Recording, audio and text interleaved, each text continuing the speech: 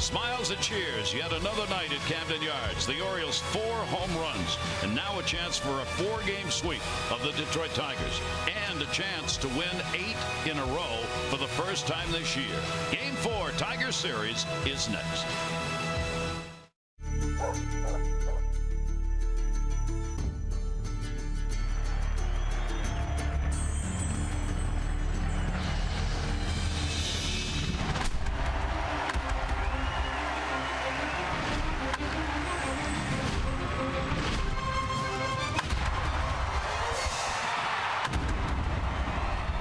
It's the Orioles on Masson, and it's a day game here in Birdland, and some 10,000 Little Leaguers are on hand and had a chance to parade around the field today.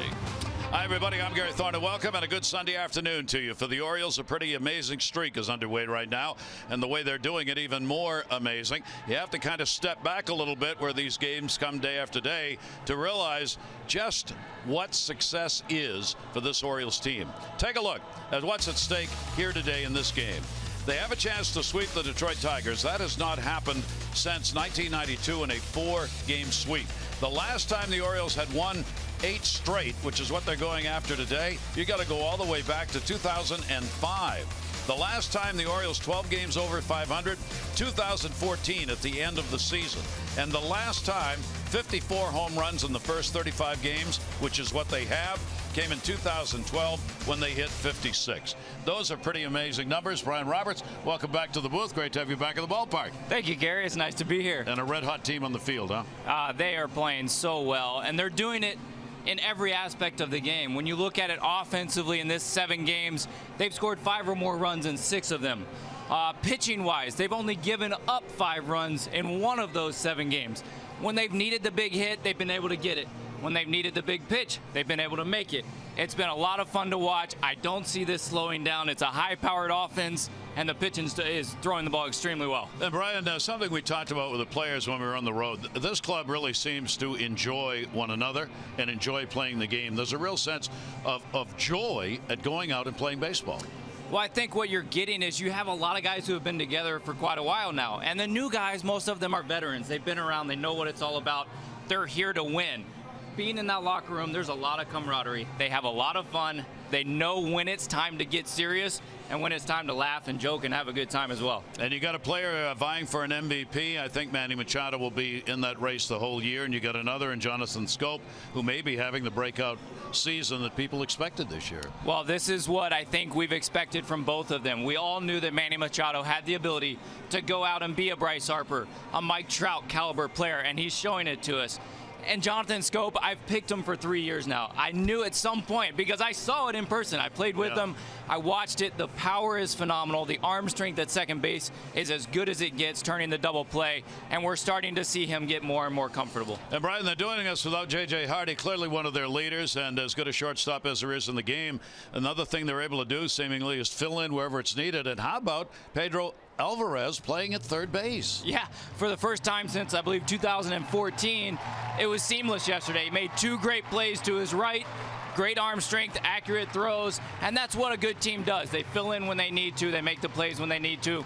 They're ready when they call their number. Orioles are doing that. We'll see if they can do it again. Can they sweep the Detroit Tigers? This is Game 4. We'll show you lots of youngsters with lots of smiles. First pitch coming up.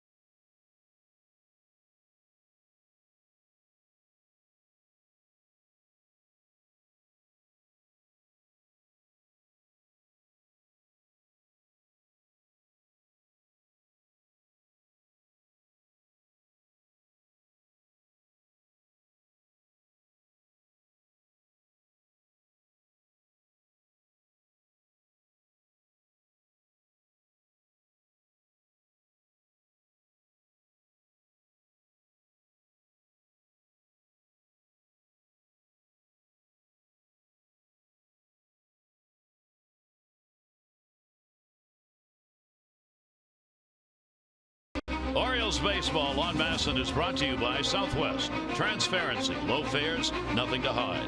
And by American Standard Heating and Air. It's their All-Stars sales event. Up to $1,100 in instant rebates or 0% APR for 36 months.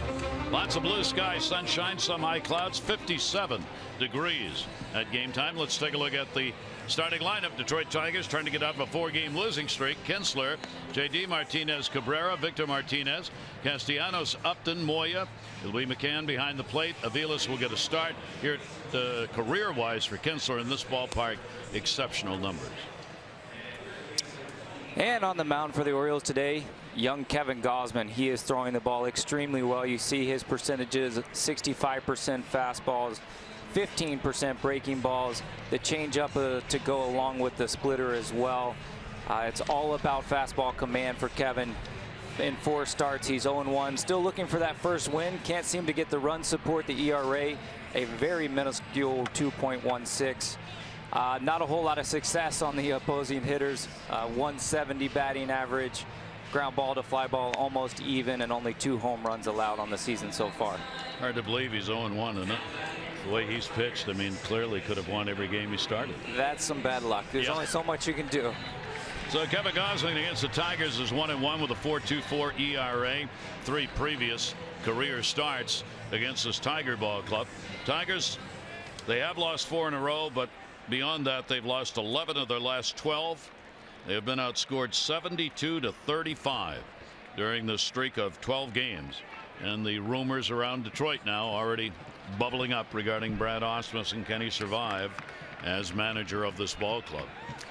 In order to do that, they've got to win some games. Ian Kinsler will lead it off. Kinsler's got a 3-game hit streak coming in. Continues his exceptional numbers against the Orioles. And will take the first pitch for a strike. We're underway. Kinsler's gone 3 for 7 off Gausman. Against the Orioles, of course, 348 batting average, and he's hit safely in 30 of the last 35 games against the O's. Gausman's delivery will miss inside, 1-1. We'll be looking for Kevin's fastball command right away today. He said yesterday when I talked to him that that's been one of the biggest adjustments from last year. 1-1 delivery on the way. A lot of strikes, breaking ball. That'll be taken away. 2-1. Only 25 years old. Left-handers hitting 0.98 against him. Down to third. That's going to be a fair ball. It'll go into foul territory. Nolan Reimold's in left field. Kinsler is on his way to second base, and the Tigers started out with a leadoff double. Well, Kinsler's been doing it for a long time at second base and leading off. Did it for the Rangers for a long time. We look at Gausman's averages against pitches, and what we were talking about with fastball command, we saw right there with Ian Kinsler. That was not necessarily the quality fastball that he's talking about. It had more plate.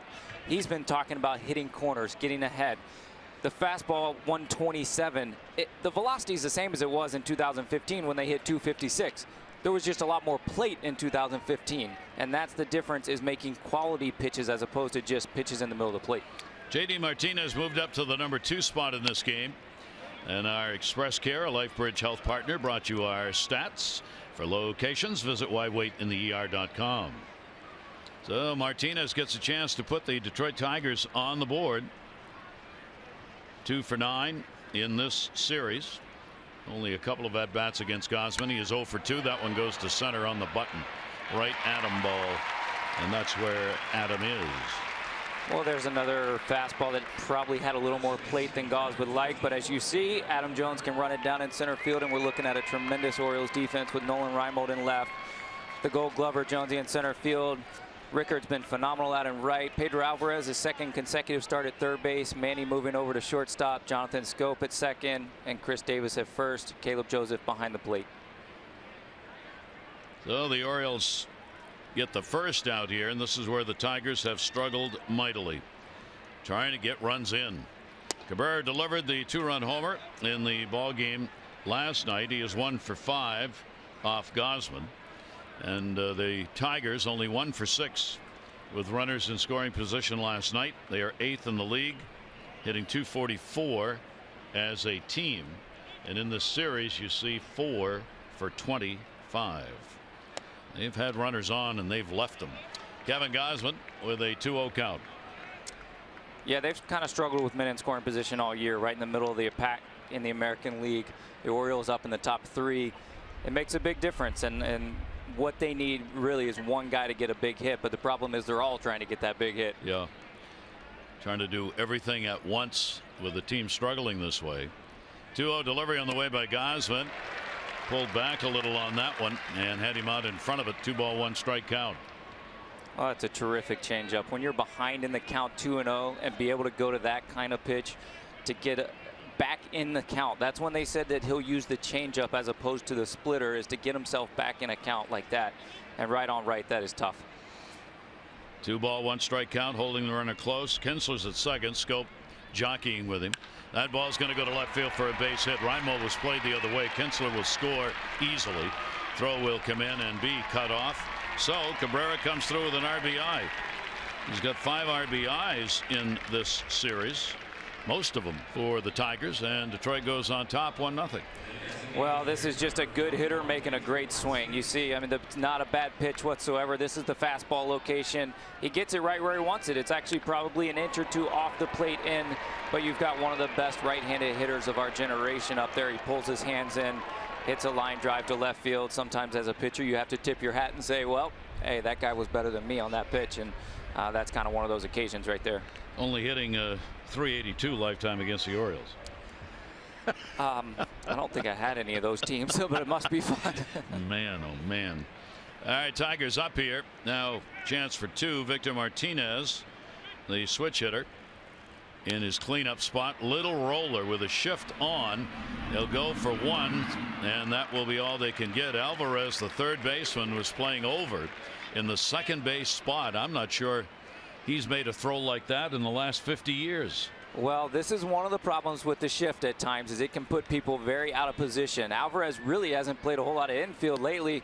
Played third base yesterday, playing third today, and in the shift he gets moved all the way over there and turns it into a backhand and really does a good job just to get 1 out on that play.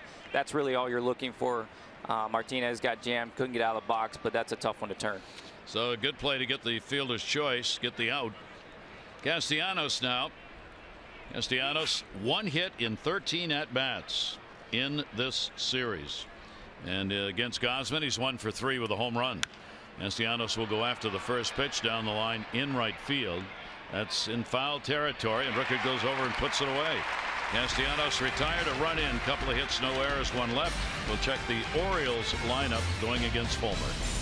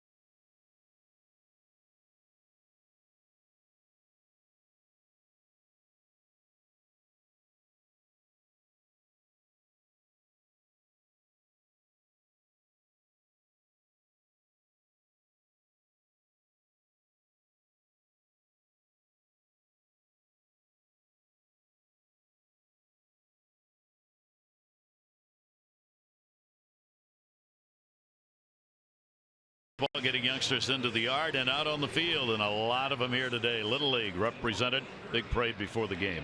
Take a look at the Orioles starting lineup, brought to you by Southwest. Transparency, low fares, nothing to hide. Rickard, Machado, and Jones, Davis, Trumbo, and Schoop. Alvarez, Reimold gets a start, and Caleb Joseph this month for Jonathan Schoop. Excellent numbers. And Michael Fulmer, the rookie, getting his 4th start, all on the road. He's got very good stuff. He was the main piece of that trade for Yoenis Cespedes. 4-seamer, a 2-seamer slider, and a changeup. You'll see good velocity right from the start, as you see 92 right out of the chute. Fulmer with a 2-1 record. He's given up 24 hits in 15 innings, 6 walks, 16 strikeouts. And Rickard will take the pitch outside. For Joey, 2 hits, 12 at bats in this series. The Oriole hitters getting a look at Fulmer for the first time. 1-1 to him. That's going to be a base hit into left center field.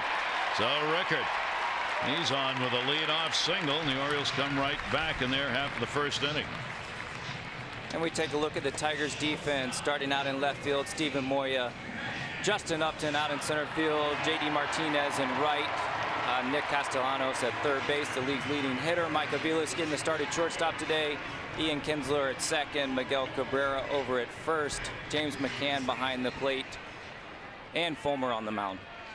And that will bring up Manny Machado. Manny's had only 2 hits and 14 at bats in this series. Tiger pitching has held him down. Has not had a hit in his last 10. And the pitch outside. Manny is now 5th in batting average in the league. Victor Martinez has taken over the lead over his teammate Castellano. The 2 Detroit Tigers 1 and 2 in batting. In hits, Manny's 49 are behind Bogart's 52 and Altuve's 51 for the American League lead. 1-0 delivery on the way to him. Pops that one up. Third is short. And it will be handled by Castellanos, third baseman. Machado's retired. Well, it's nice when a slump is about 10 at bats. 10? Yeah. That's when you start to feel it. Keep it. No, I'm saying it's nice when that is a slump. Oh, you know, yes. As opposed to 30. Yeah, that's. It won't take Manny long to get hot again. And he's been so good, and his approach is so good at the plate. He doesn't. Even when he is 0 for 10, it doesn't change. He's so calm, and he uses the whole field. When you use the whole field the way he does, it's hard to get in trouble. Yeah, you break out of that in a hurry. Huh? Here's Adam Jones. Adam's not in a funk. It's the other way around for Adam. You take a look what he's done here in the series. Tremendous series for him with a couple of home runs, 3 RBIs. Jones with the 5 hits and 11 at bats. Fulmer, runner at first, 1 out. Adam will take the pitch up high. 7-game hit streak. He's hitting .433 during the streak for Adam. He has raised his average from 200 to 259 in the course of 7 games. That's pretty quick. He also happens to be 9th best with runners in scoring position, a number he's not surrendered. Rips that one to left field. Moya back, can't get it. That's going to take a hop off the wall. Rickard had to stop and wait, going to wave him home. Bobby Dickerson throws nowhere. So not only did Moya not catch it, he then threw it over everybody's head, and the Orioles come right back to tie this ball game up. Well, this is a similar play that we saw last night on Mark Trumbo's line drive to Moya late in the game, which cost them 3 runs. It's a tough play. This is not an easy play. Both of these balls are absolutely smoked. But you thought maybe after the one last night, the first step would be a little harder back.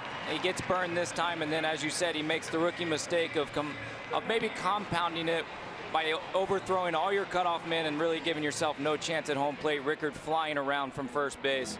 Jonesy comes up with another big hit.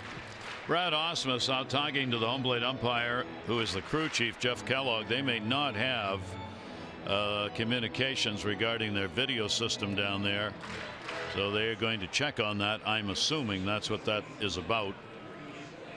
Or are they going to check? I don't know. I thought when Osmus came out he was going to talk about whether the communications, but they actually, Kellogg's on the headset to New York. Play under review. The only thing I could think of is somebody missed a base. Or fan interference. Or fan interference.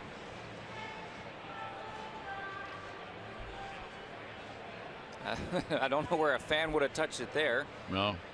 So my only guess would be that they're challenging whether somebody missed a base. We are speculating. We don't know. Yes. So whatever it was, Kellogg tells Osmus it will not change anything.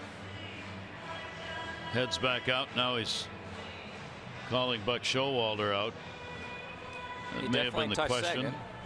He got the bag. Yeah.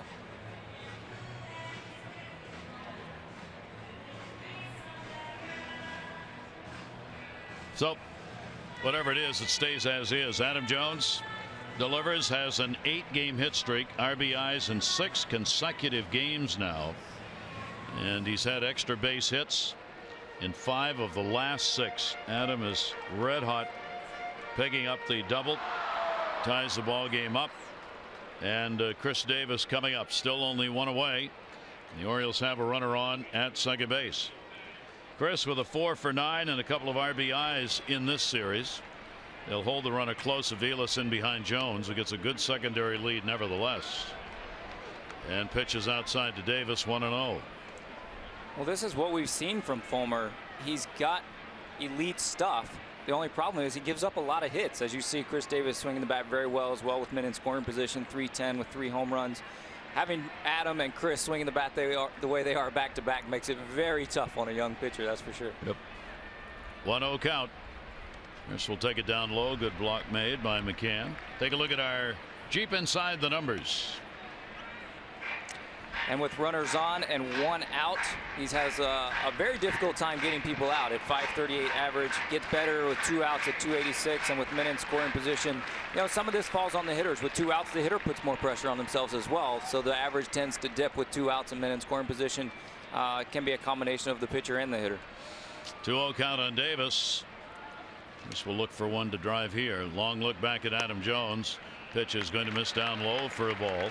Fulmer comes on with he started with a win against Minnesota, lost to Cleveland. That game against Washington last outing, picked up the win, 3 runs, 7 hits over 5 innings. Brian said his 4th major league start. He was with Toledo. He had 3 starts there for the Mud Hens, 1-1, 4.11 ERA at AAA this year.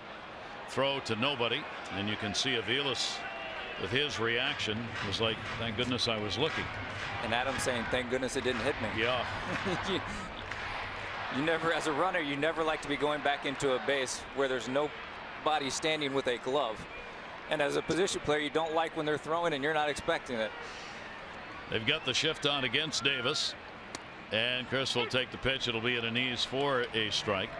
Our home plate umpire, Jeff Kellogg, the veteran and crew chief, historically has favored probably the hitters a little more in the strike zone. He forces pitchers generally to have to come in there. Would never agree with that statement, but they never favor their hitter. A true position player. 3 ball, 1 strike count. Jones jumping around out there at second base, and Davis throws the walk. So Fulmer in trouble there in the first inning. 4 up, 3 of them have reached.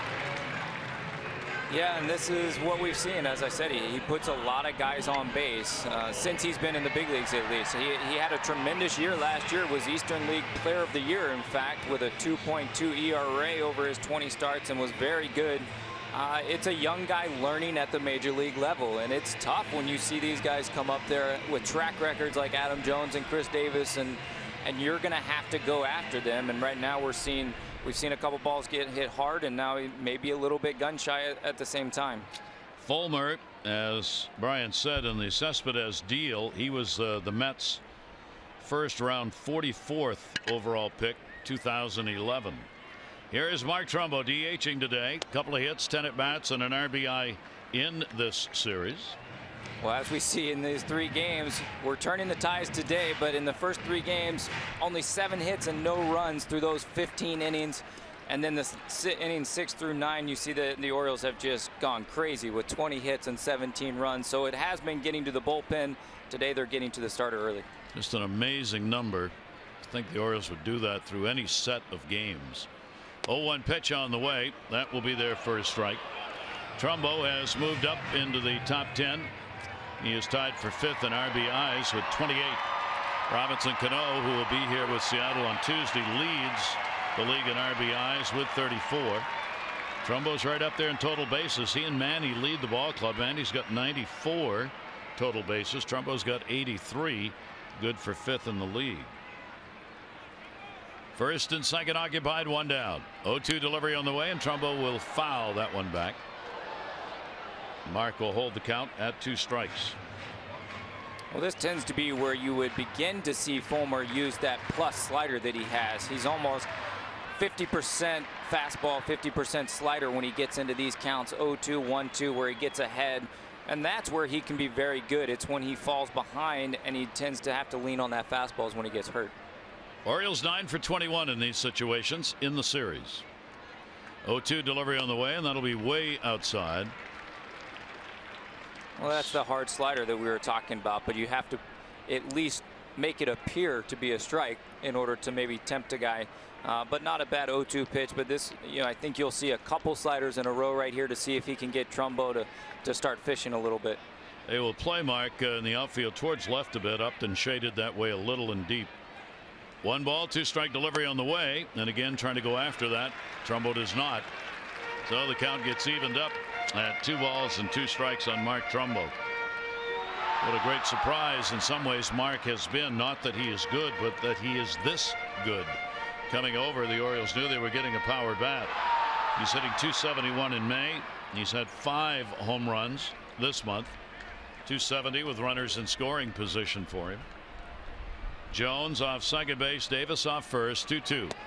And again, hard away and not close. Well, he got him 0-2, and we saw 3 consecutive sliders. Couldn't even get one close enough to get Mark to bite.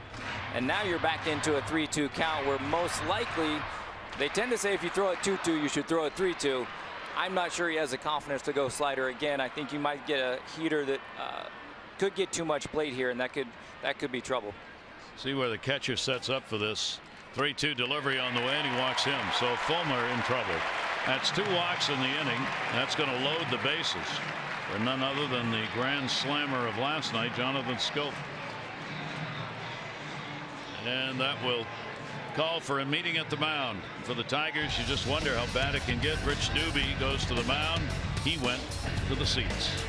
Well, Schoop, he has so much power. It has been fun to watch his progression as a hitter. You see how deep that ball goes into the left field seats last night. His second multi-home run game of the season already. He's got 2 grand slams for his career already.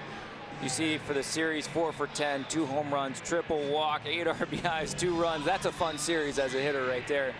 And I was talking to Buck in the locker room today, and this is kind of the situation that he was talking about, was trying to move Schoop up today to get him in this situation because he has swung the bat so well against them this series. He said the only thing he worried about is moving him up. Sometimes his eyes get a little bit big and he tries a little bit harder. So we'll see if he can stay calm the way he did last night and put a good swing on one. He is in that 6th spot. And the way things are going for the Orioles, don't be surprised if the ball leaves the park. Bases are loaded, 1 away. Outfield deep, wind blowing towards left now. That ball's going to be in the hole for a base hit. It'll score Jones. Here comes Davis. Here's the throw. Moya to the cutoff man. 2 RBIs. He just keeps rolling. 10 runs batted in these 4 games against the Tigers for Jonathan Schoop.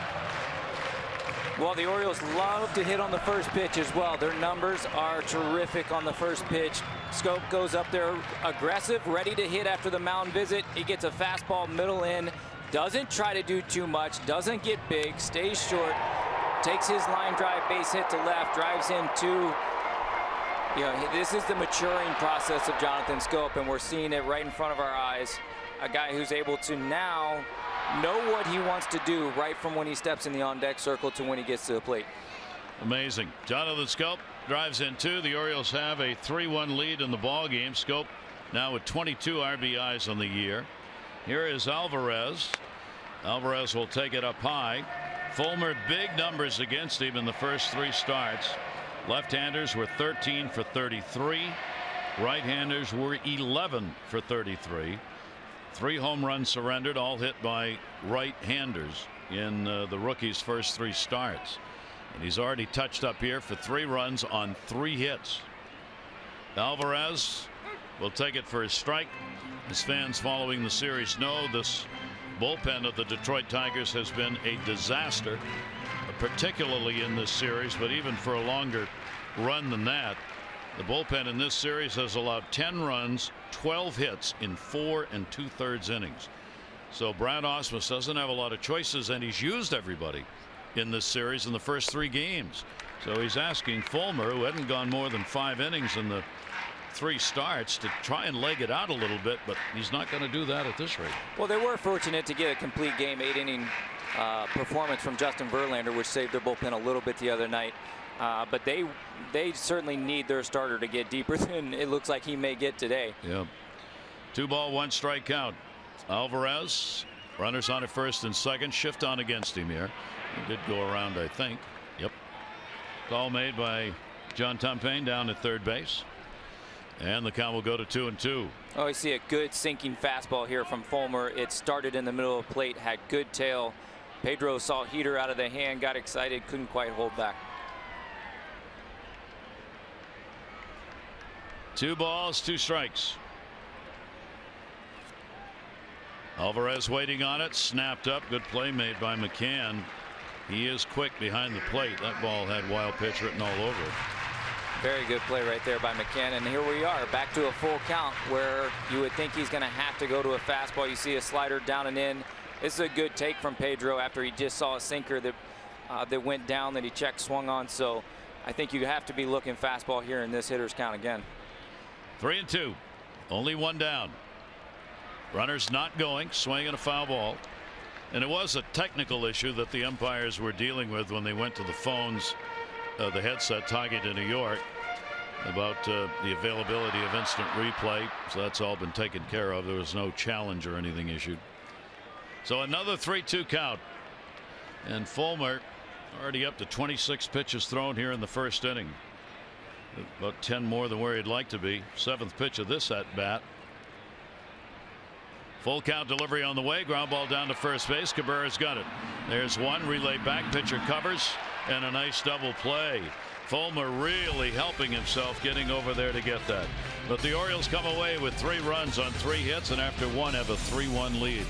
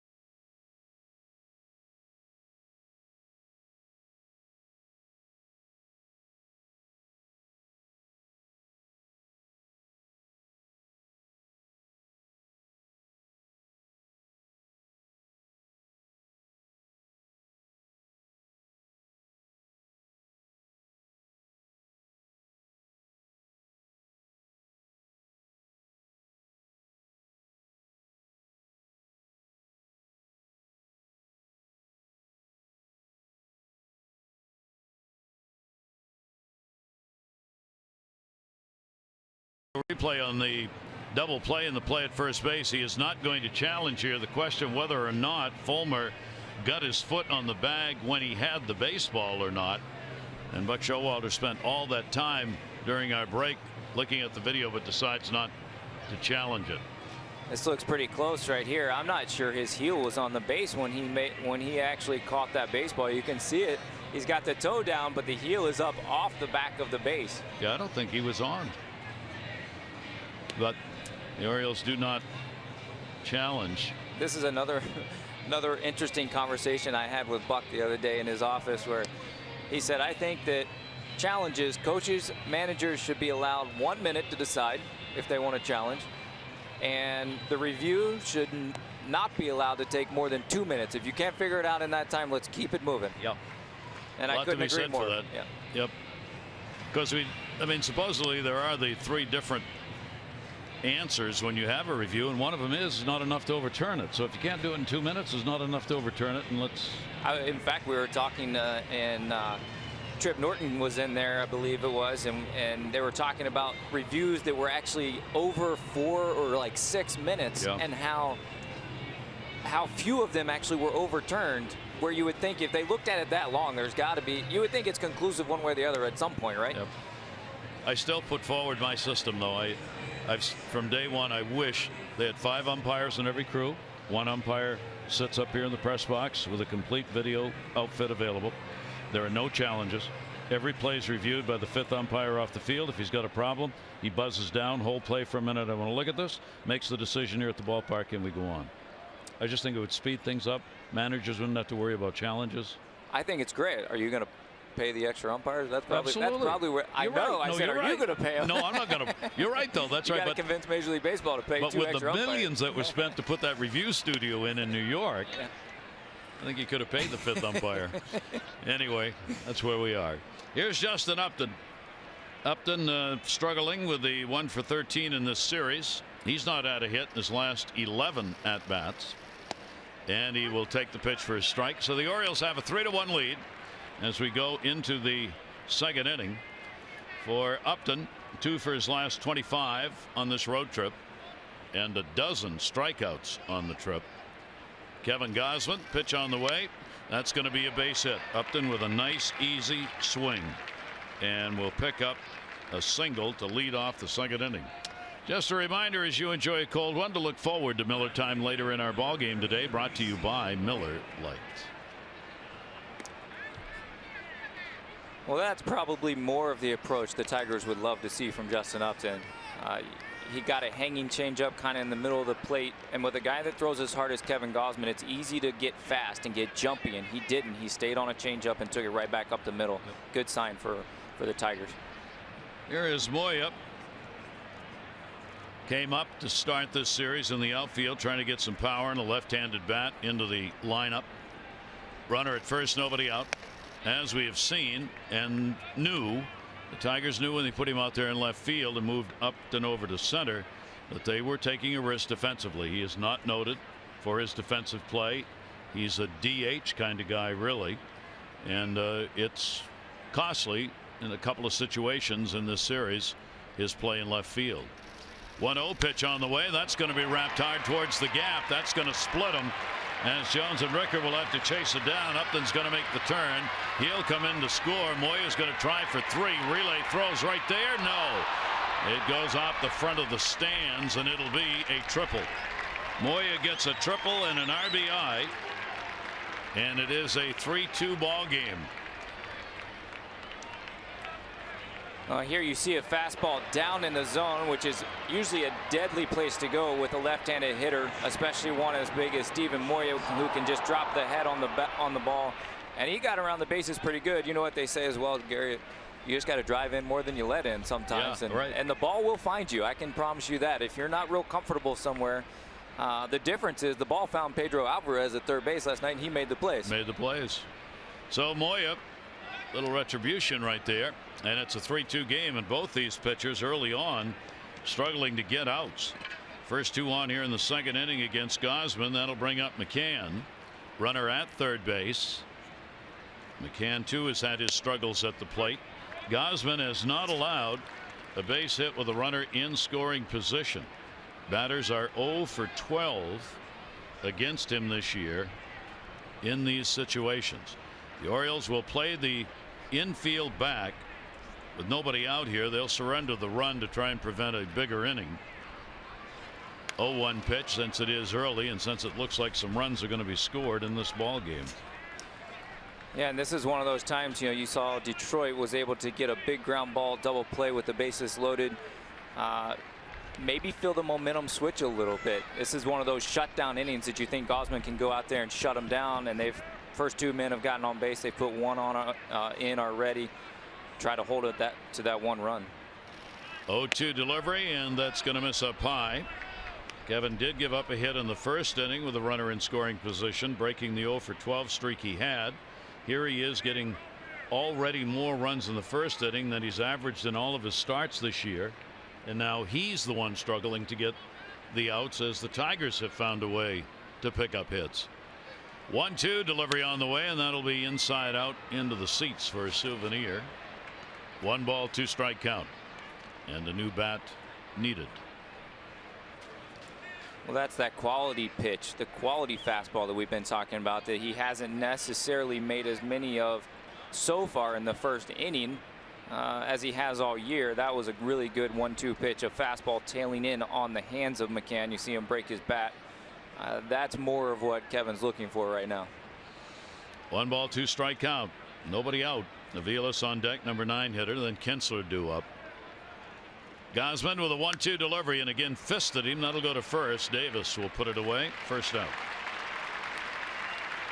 Well, the bidding closes tonight at 10 o'clock on the Orioles.com/auction on the special Mother's Day jerseys and caps that were worn last Sunday. They've been autographed, authenticated, and available for you until 10 o'clock tonight. So go to Orioles.com/auction. Proceeds benefit the Orioles Charitable Foundation and the Breast Cancer Research and Awareness Program. Mike Aviles getting the start. He's had only 1 at bat in the series, 0 for 1. He too a struggle at the plate, 0 for his last 11, hitting just a .133, and will take the pitch up high. Now the Orioles will try and cut that run off. With 1 away, lesser chance of a big inning should a ball get through, and give themselves a chance to get Moya if he breaks to the plate. Gausman's 1-0 delivery. It is a safety squeeze, throw not in time. Moya was barely off the bag. Well, if you see the infield depth as well, as we take a look at this, looks like Aviles was maybe trying to put down a safety squeeze where you wait and see if the ball gets down before you take off. Caleb Joseph makes a throw behind. When you look at the Orioles infield depth right now, it can be called a 3 depth. The great part is their middle infielders have such strong arms that they're able to play middle as opposed to fully in and still cover more ground. 2-0 count. Gausman's delivery to him, shattered bat, goes to short, runner stays. Manny Machado gets the out. Aviles is retired. Bat went almost as far as the ball did, down to third, where Alvarez will pick it up. And a great pitch by Gausman gets in on the hands. And here's what we're talking about. If Manny's playing back, the run scores. And if you're playing in full all the way in on the grass, you give up all of your range.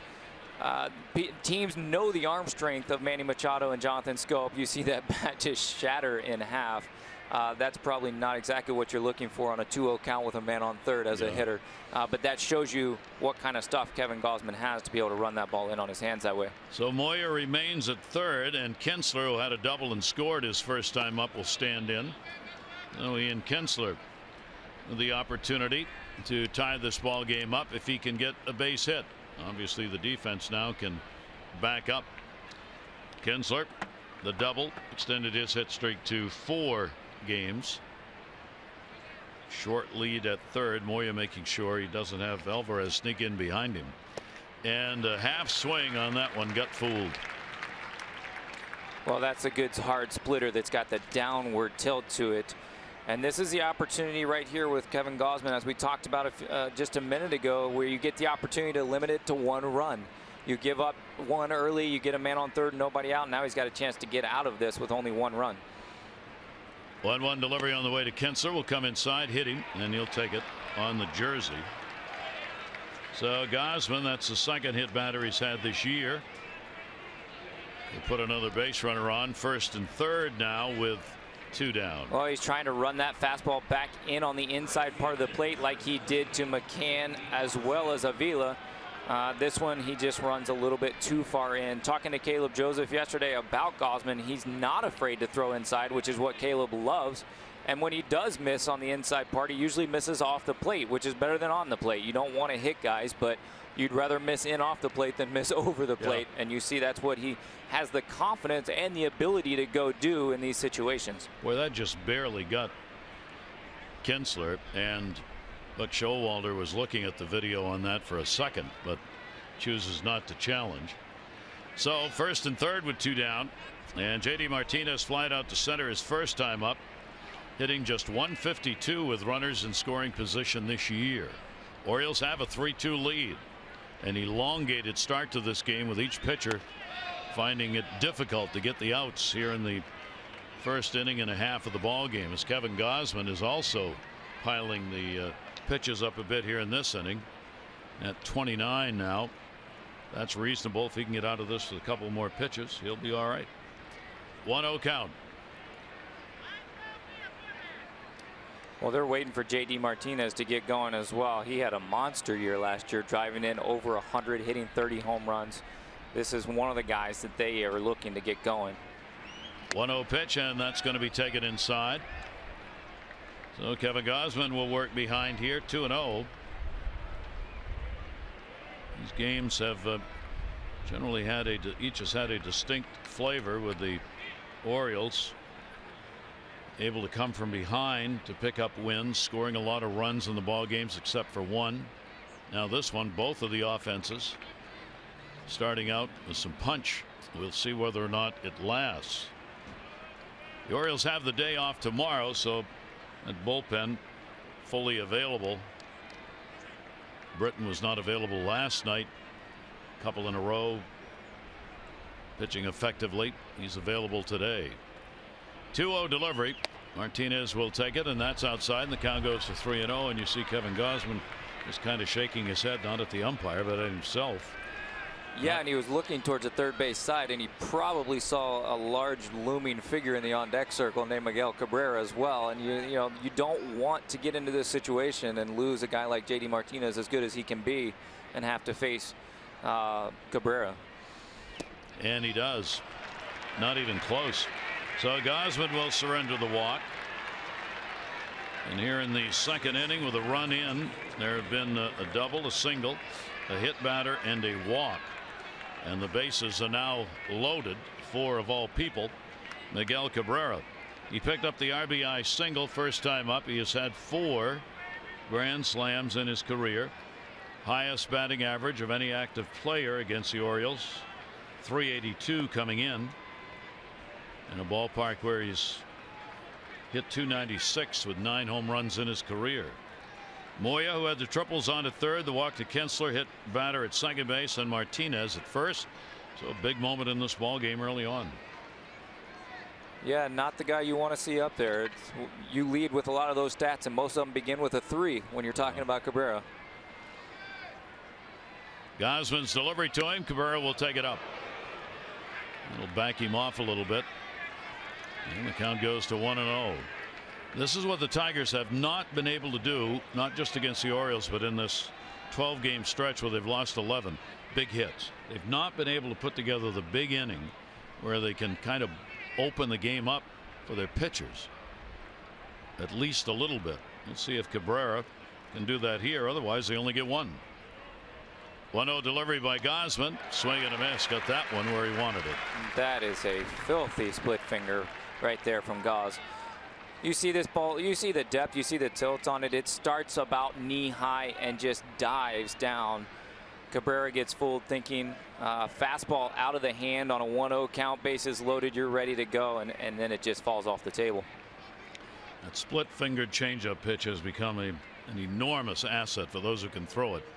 1-1 delivery on the way. That one's going to be in the dirt. Caleb Joseph gets a body in front of that one. 2-ball, 1-strike count on CABRERA.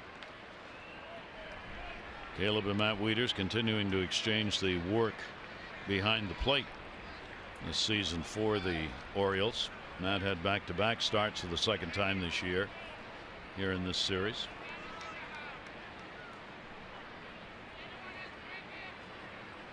Two-one count, 2 down. Runner on every base. CABRERA puts it in the air to right center field. That's going to be playable. Adam Jones will come over and put it away. Only 1 run in on a couple of hits. Tigers leave the bases loaded. Orioles by 1.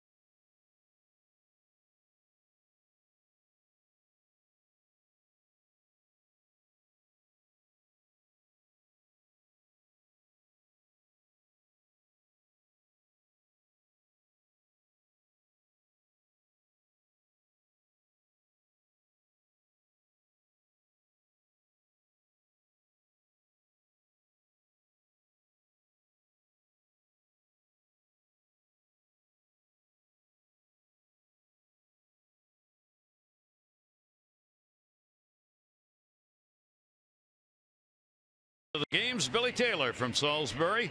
You've won $500 to being selected. You win $500 more for every Orioles home run hit today. Play Home Run Rich's scratch offs, win up to $50,000, or enter non-winning tickets for a chance to be the contestant of the game. Visit mdlottery.com/baseball. Billy Taylor, perhaps named after one of the great pianists in jazz of all time. A 3-2 lead for the Orioles. We go to the bottom half of the second inning. It'll be Reimold, Joseph, and Rickard due up. Nolan Reimold not playing every day, but does have a 6-game hit streak, 9 for his last 22. During that streak, 5 runs scored and 4 RBIs. So he's made the best of opportunities given. Caleb Joseph will follow then Rickard at the top of the order, down to third. He's got good speed down the line. Plays off the mark. That'll be a base hit. Well, seen this many times from Nolan. People just don't think he can get down the line the way that he can. He's a big guy and he fools you. He gets out in front here, dribbles one kind of down the third baseline, and he usually is leaning out of the box. That's part of what allows him to get down the line so well, but he also runs extremely well. You see the bare hand attempt, didn't get a real good grasp on it, didn't get a lot on the throw, but Nolan's flying down the line. He gets a lot of infield hits. So Reimold's on. Joseph, modest 3-game hit streak for Caleb, 4 for 10. Reimold is a threat to go. Fulmer in the 3 previous starts has not had anybody try and run against him. McCann's thrown out 6 of 10, and the pitch will miss inside for a ball. So all 4 leadoff batters, 2 for each team, have reached base. When you do that, as we've shown you, the numbers are almost at 50% chance of scoring in an inning where your leadoff man is on. Those numbers are going to go up. And hence the 5 runs scored already. Exactly.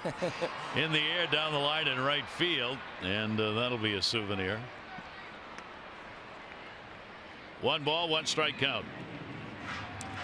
Well, they say the cardinal rule is to not walk the leadoff man, but I don't think it really matters how the leadoff man gets on. As long as he's on first base, he's got a pretty good chance of scoring. Yep.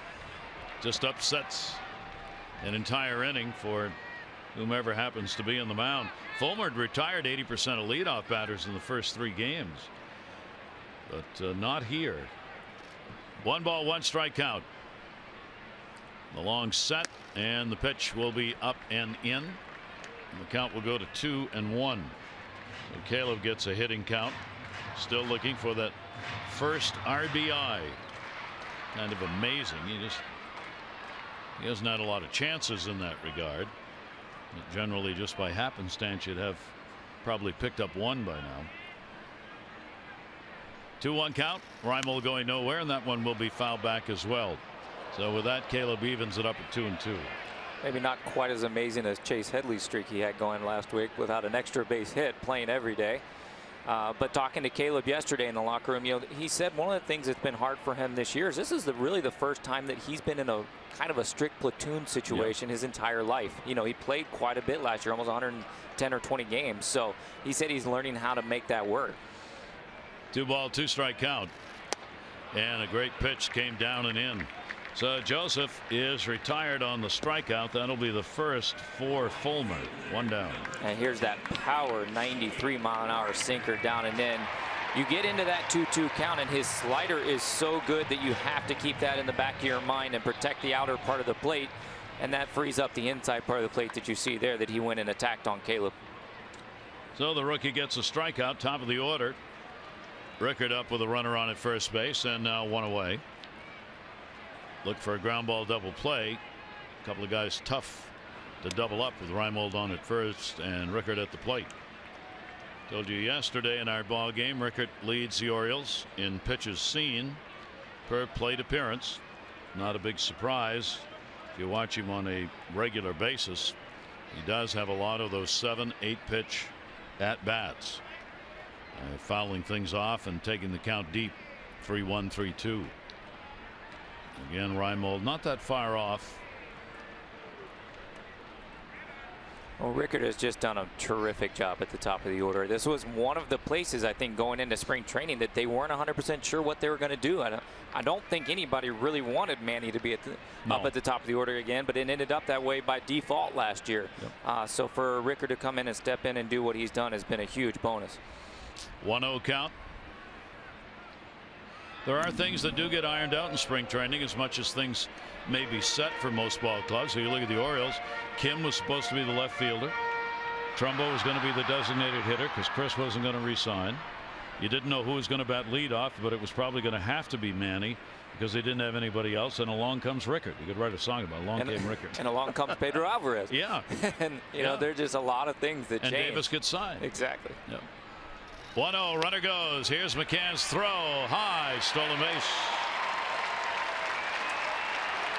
So Nolan Reimold, Orioles don't do a lot of running. He picks up his first stolen base in a couple of chances. No, the Orioles are very good about picking their spots and their players. We saw Nolan get down the first baseline on the dribbler down to third that he hit, and now he gets a terrific jump at first. McCann really didn't have a whole lot of chance. Wasn't held on very well by Fulmer. First stolen base of the year for Nolan. Gets into scoring position for Rickard. So let's see if the Orioles can add another. Rickard will go after the pitch. Home plate umpire Kellogg with a call on the check swing. And a 1-ball 2-strike count. You know what's so different now, Gary, from when I was playing is watching Nolan slide into second base. You have to worry that you're always on the base. Yeah. I don't know how many times I probably would have been out. But it's something in the back of your mind, I'm sure now. Yep. 1-2. And as a defensive player, it is too. We call it the sustained tag.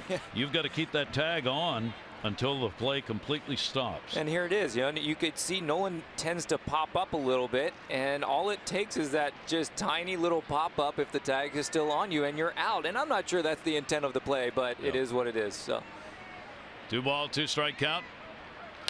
That'll be fouled back the other way. So the count will stay at 2-2. Orioles, of course, have the day off tomorrow, and then Seattle's going to be coming to town. We'll get a look at the Seattle team that's playing so well. The ball to Jimenez. Wade Miley will open up. That'll be on Tuesday at 7:05 game time. 2-2 count. And way outside. So Fulmer continues to go to these deep counts, 3-2. And here's another gritty at bat. Put together by Rickard. Works his count back to 3-2. Fouls some pitches off to get even again, and now has a chance to maybe get a good pitch to hit on 3-2. Reimold the lead at second. 3-2 delivery and a check swing. Did he go? He's out. Ooh. Mark Wegner over at first base, the only umpire that's ever thrown me out of a game. I like to think it's because I could post him up on a basketball court, but but you see a high slider. It's close, that's for sure. I don't think he went personally, but yeah, that sure didn't look like it. Mark didn't care about my opinion when he threw me out. I'm sure he probably doesn't care about my opinion today either, Gary. And if he heard the posting up in a basketball game, he'd probably throw you out from down there up here. And Mark is one of my favorite guys, actually. I like him a lot, but it just happened to be a bad day. 2 down, so Manny Machado will get the opportunity. Runner at second base. Manny popped out his first time to the plate. Well, let's see if the Orioles can get one of those 2-out RBIs they've been so good at. They're going to have a chat. Our Maryland Live Casino inside the numbers on Manny Machado and what he's doing. Wow, well, you see through the team's first 35 games since 1920 of players 23 or younger. You've got Lou Gehrig with 30 extra base hits, Evan Longoria with 27, Manny Machado with 25, and my boyhood idol Hal Trosky down there at the bottom with 25. You remember, Hal? Oh, yeah. Oh, yeah. Well, great player. Here's the 1-0 delivery on the way. That's there for a strike. Manny's hitting .346 with runners in scoring position coming into the ball game today. And the Orioles would like to get another one right here. Manny just out of the top 10 with that number in the American League. 1-1 delivery to him. Check swing. And that one's going to miss. Framed by McCann. He doesn't get the call. There's going to be a lot of short lists that Manny's on by the end of his career. Yeah. You saw one there with some very good names, but there's going to be a lot of them when he's done. And just the ability that he has to play this game is really fun to watch. 2-1. Reimold off second base. Swing and a miss. Wild cut on a pitch away. And a chase on that one. 2 balls and 2 strikes. Oh, that's a good hard slider on a 2-1 count. Fulmer has the ability to make that pitch. We haven't seen him make it consistently today, but that's the one that he's been looking for. 2-2. Wind blowing in a bit from center field right now. Wind will change up today a good deal. Only 57 degrees. Is windy. It's just kind of swirling around the ballpark at the moment. 2-2 pitch. Manny will take, and the count again is going to go full. Boy, these full counts taking him up to 47 pitches thrown so far in the ball game. Yeah, this is not what the Tigers bench or bullpen wanted to see, was the pitch count this high and this many 3-2 counts early in the game. Pitch on the way, 3-2, and Manny will go down swinging. So he strikes the side out after Reimold got the leadoff single.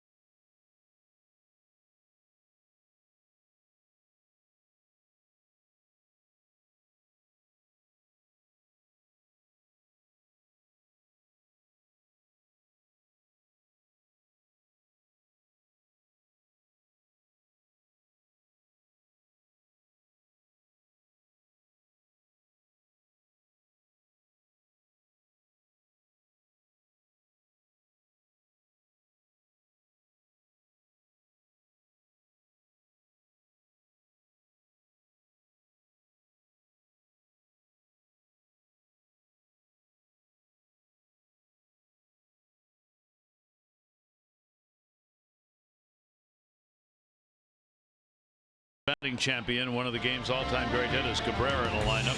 You're lucky to get these kind of plays. You are. Last night in the 3rd inning, they had the bases loaded. You see he gets jammed right there. Jonathan Scope makes a terrific read to get a double play. Again today, they have the bases loaded. Cabrera up and an opportunity to put a lot of runs on the board. Gausman goes right back inside, jams him again. He loves to work to right field, up the middle to right center field. The place that you can get him out is hard in. But if you miss, you're in trouble. But the 2 pitches that they made were very good pitches and really changed the complexion of the game last night and could change the complexion of the entire game today. As a result, Tigers have left 4 on already. The Orioles have left 2. Top of the 3rd inning, Victor Martinez. He hit into a fielder's choice his first time up. He is one of the few Tigers who's had a hot bat. He's coming in with a 5-game hit streak. And including the out, he's 13 for his last 22 and put up some real solid numbers, hitting over 440 now the last 19 games. And that pitch will be taken. Victor Martinez, Castellanos, and then Upton here in the 3rd inning. The Orioles looking for the sweep and an 8-game win streak, something they have not had in a single season since 2005. The last time the Orioles won 8 in a row. Amazingly, they have won 7 in a row 2 times already this season, with the season starting out with that 7-0 mark, and now they've done it again coming into this game.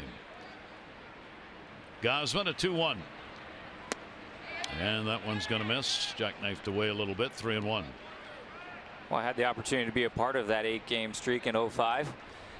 And we had a whole lot of fun on that team till about August 1st. So hopefully this 8-game win streak, if they can win today, could ends a little better than the one in 05 did.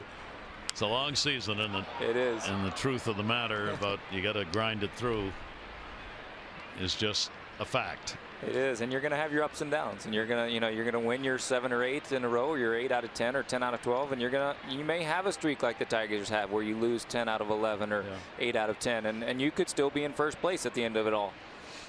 3-2 delivery on the way. Ball in the air to center field. Hit pretty good going back. Adam trying to get a line on it, and dies with the sun coming through as he went back.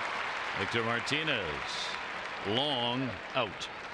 Take a look at our American League leaderboard. It's brought to you by Coons.com. Over 2 million vehicles sold and counting.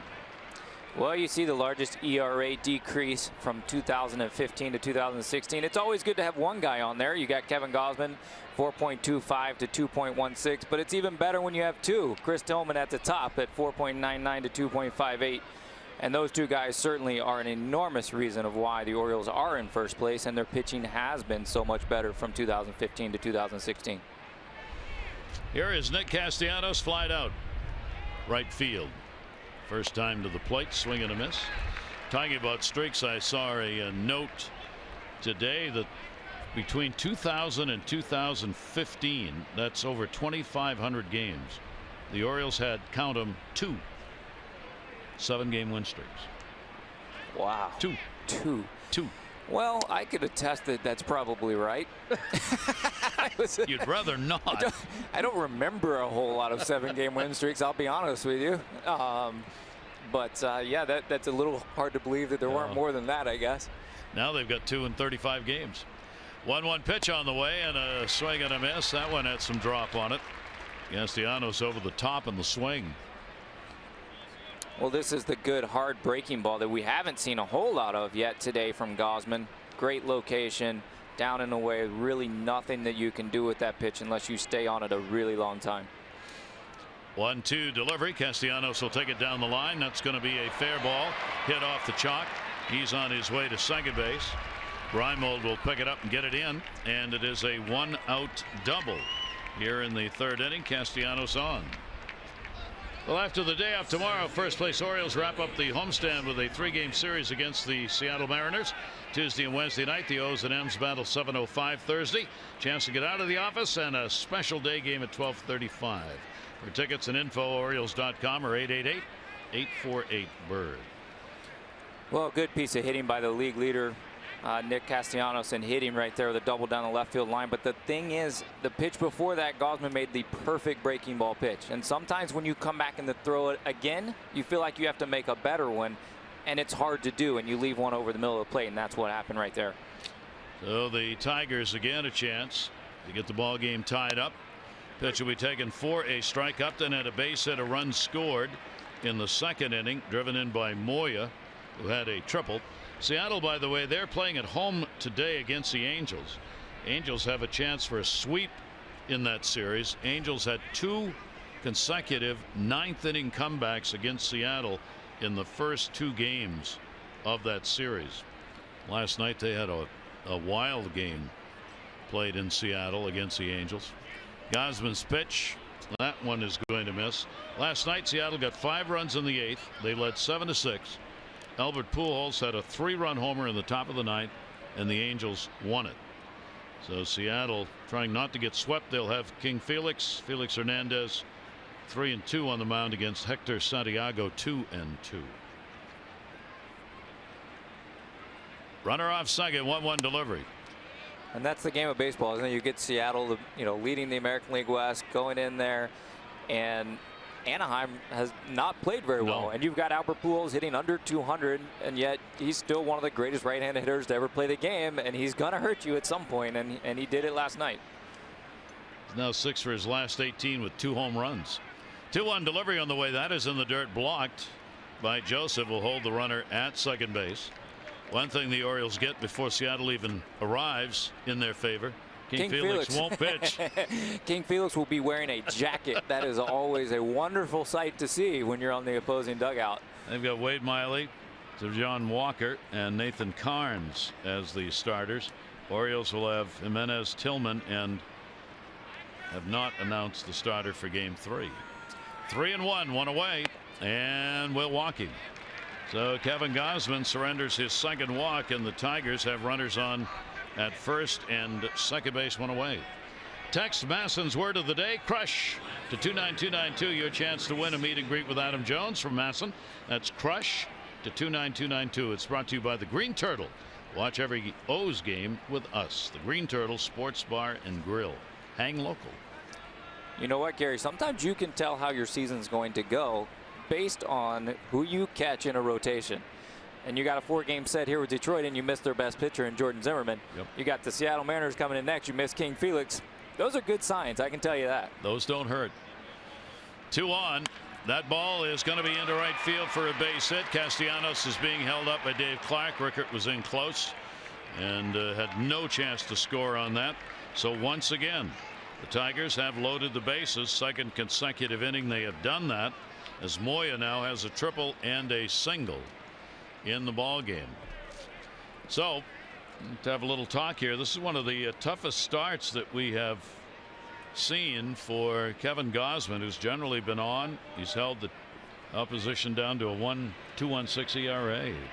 Yeah, well, he has not been as sharp and as crisp as we have seen him all year. That's for sure. And we talked about it early on that he really preached himself was his fastball command, and it just hasn't been as good as we have seen it in the past, especially in these 4 starts so far this year. So there's still time, and he got out of 1 jam already, and he limited the damage last inning when he had a man on third, nobody out. Now you've got the bases loaded, 1 out. You're still, all you are is a ground ball away from a double play, and you can get out of this thing. So make a quality pitch is what he has to focus on right now. You know, that's probably what Scott McGregor said. Let's forget about everything else. Let's make 1 quality pitch at a time. Scott in for Dave Wallace, who's off for family matters. McCann popped out. Bases are loaded. 1 down. And he will take the pitch inside. We're seeing Kevin working behind in the count more than we have in the other starts that he's had in the ball game, which obviously makes it tougher for him. Tigers already 2 for 6 with runners in scoring position in the ball game. They did, however, leave the bases loaded in the second inning. 1-0 delivery, and that one is going to miss outside, and the count goes to 2-0. Well, the problem is when you fall behind, especially for a guy like Kevin, is that your best out pitch and your best put away pitch is his splitter, and he doesn't want to throw that for a strike. That needs to be a pitch that you go to when you don't need to throw it for a strike, as we see Dylan Bundy getting up and loose in the bullpen. So when you work behind, it takes away one of your most effective pitches. Yep. See what he does here with the 2-0. McCann will be looking for heat, and a swing and a miss. Foul tip, says the home plate umpire Jeff Kellogg. Got that one up and in to him. No chance to extend the arms, and Gausman gets a big strike, 2-1. That wind blowing out to left field rather briskly right now, favoring the right-handers for the moment. See, the flags are at half staff. It's Peace Officers Memorial Day. Here's the 2-1 delivery on the way, and that'll be foul back. So Gausman comes back on him, and a 2-ball 2-strike count. And now he's gotten into a count where he can use that split finger. And the good part is he was in a part of the order where he's been able to get away with a couple fastballs at 2-0 and 2-1 to McCann that you might not get away with in the middle of that order. So he's in the right part of the spot right here, and he's at 2-2. If he can throw a good splitter right here, maybe get a punch out or possibly that ground ball double play. 2-ball 2-strike count. McCann, runners on every base. That's going to be a broken bat bloop to short. It'll be handled easily by Manny Machado. So another big out recorded as McCann can't get through Gausman, even though he got ahead in the count. Well, it's the exact same thing he did to McCann last time when he had a man on third and less than 2 outs. He got way in on his hands, jammed him. The previous at bat he popped up to first base. This time he can't get one far enough out into the outfield to get a run in. And he did the same thing to Avila right after he did it to McCann last time. So we see if he sticks with that same approach and goes hard in to try and bust in on the hands. Avila's 1 for 6 with runners in scoring position this year. Not a lot of chances, obviously. There are 2 down. He's the number 9 hitter. Gausman wants to end it right here. And the pitch will be taken down low for a ball. Now, Kevin Gausman continues very tough with runners in scoring position. Just doesn't give many hits up, even though there may be scoring opportunities. So another big moment. I mean, this is a chance to get out of this inning with the bases loaded, one away, and not give up a run. Down to third base. That is foul. And that's really what, getting out of the way. And that's really what separates being average, good, and great. Everybody's going to let some guys on base, you know, and that's just part of the game. But can you limit the damage? Can you really bear down and make pitches when you need to with men in scoring position, or when you get in a tight spot? And one of the things, the other separator can be for Gausman is he can take up the velocity to 97, 98 when he wants to as well. 1-1. Ground ball. That's going to go to short. Manny Machado's got it. He'll go to first base and gets it there in time. And Gausman works his way through another. So no runs on 2 hits. Again, bases left loaded, 2 consecutive innings by the Tigers.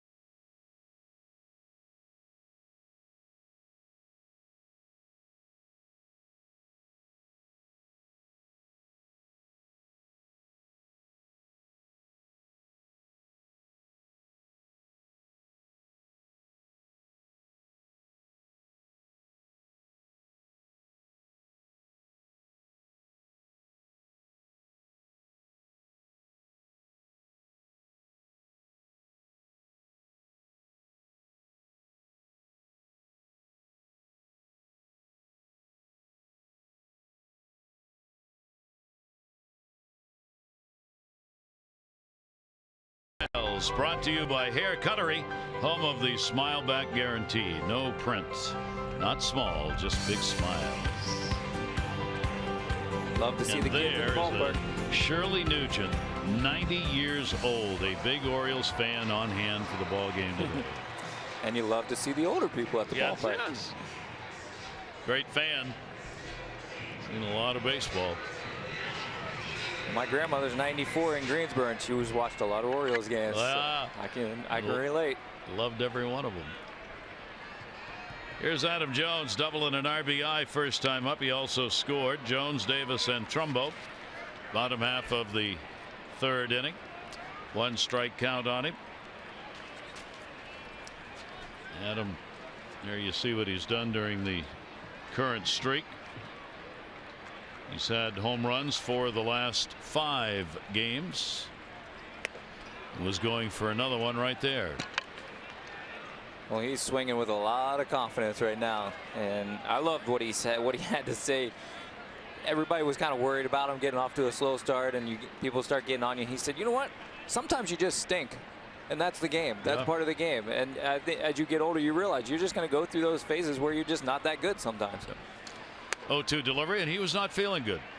I mean, he was suffering through. He had the muscle problems around the rib cage, and he didn't want to talk about it, but he was hurting, and he couldn't swing completely, freely, and he couldn't throw the way he'd like to. Did he go? No. And for the last 2 weeks, Adam said, "I'm fine now.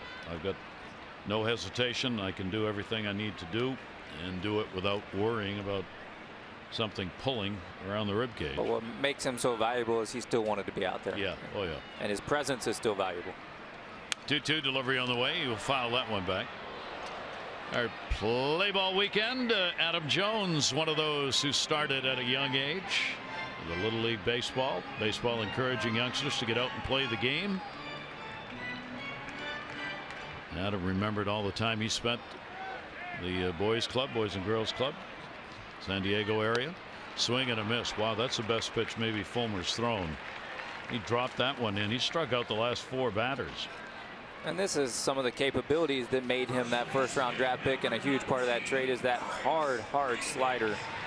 And when it's located like that, out on the outer part of the plate, and you're ahead in the count, it makes it that much better. And then that's the kind of stuff that he has when he can get ahead and when he can get in counts that are favorable to him as opposed to the hitter. Michael Fulmer. He'll deliver to Davis. Davis drew a walk and scored. Orioles first inning. RBI by Jones with a double. 2 RBI base hit by Jonathan Schoop. Both teams getting on the board early, as Detroit had an RBI single Cabrera in the first inning. Moya an RBI triple in the second. So a 3-2 ball game, and the pitcher's settling a little bit here, at least for the moment. 1 ball, 1 strike count on Davis. Chris goes after that one. Came back at 83 on him. 1-2. Yeah, and that's a rare changeup, though, you'll see from Fulmer. He'll use it every now and then to a lefty.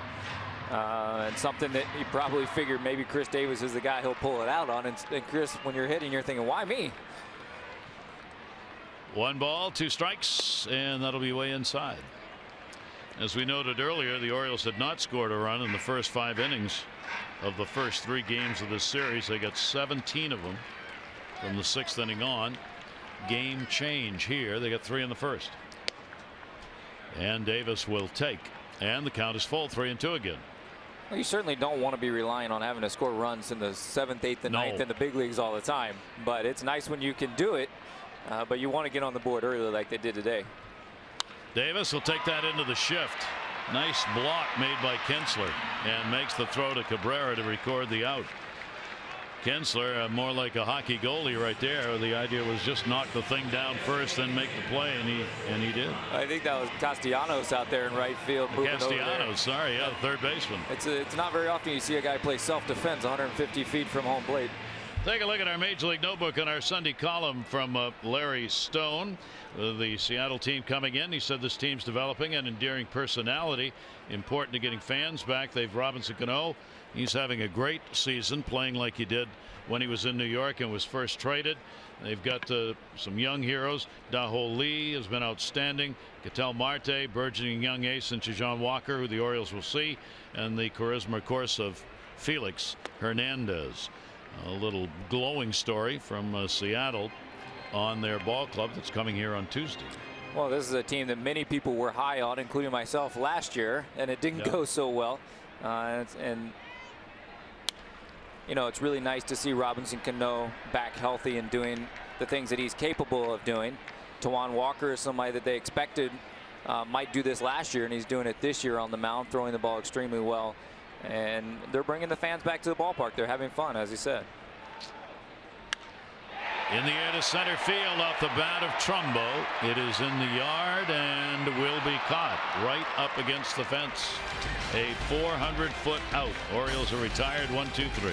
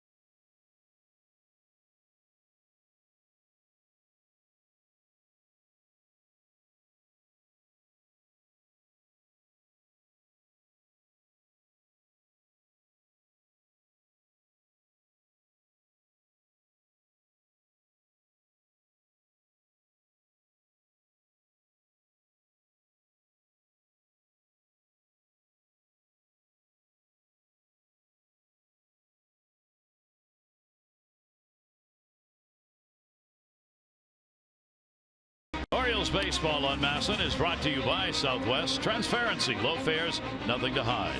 And by Chesapeake Employers Insurance, a workers' compensation insurance company. Happy to have Brian Roberts back in the box with us, seeing the game from the viewpoint upstairs for the second time in the broadcast booth. Sure looks a lot easier up here. It does, doesn't it? Kevin Gausman for the Orioles. We'll go to the fourth. Orioles 3 runs, 4 hits, 2 left. Tigers 2 runs, 6 hits, 7 left on base as the Orioles go for the 4-game sweep. That ball in the air to left field, hit pretty deep, going back of the wall, and goodbye home run.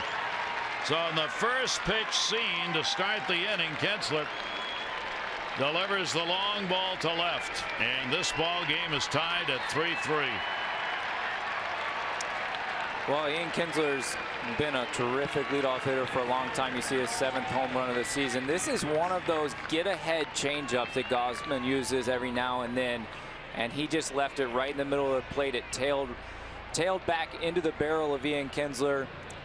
Not probably Gausman's best pitch, and one that he wants to get beat on very often with, I don't think. So a tie ball game as J.D. Martinez stands in. Kinsler, his 7th home run, has been on all 3 times, a double, hit by a pitch, and a homer. He is now 5 for 9 with a home run against Kevin Gausman. Swing and a miss on a pitch down and in. Kevin surrenders his 3rd home run. All have been hit by right-handers this year. So ball game tied 3-3. Tigers' 7th hit. Martinez a walk, and he is flied out. The 0-2 will be fouled back, having to lean into that one. Kevin has had only 2.94 runs of support per 9 innings as a starter this year. That is the 3rd lowest.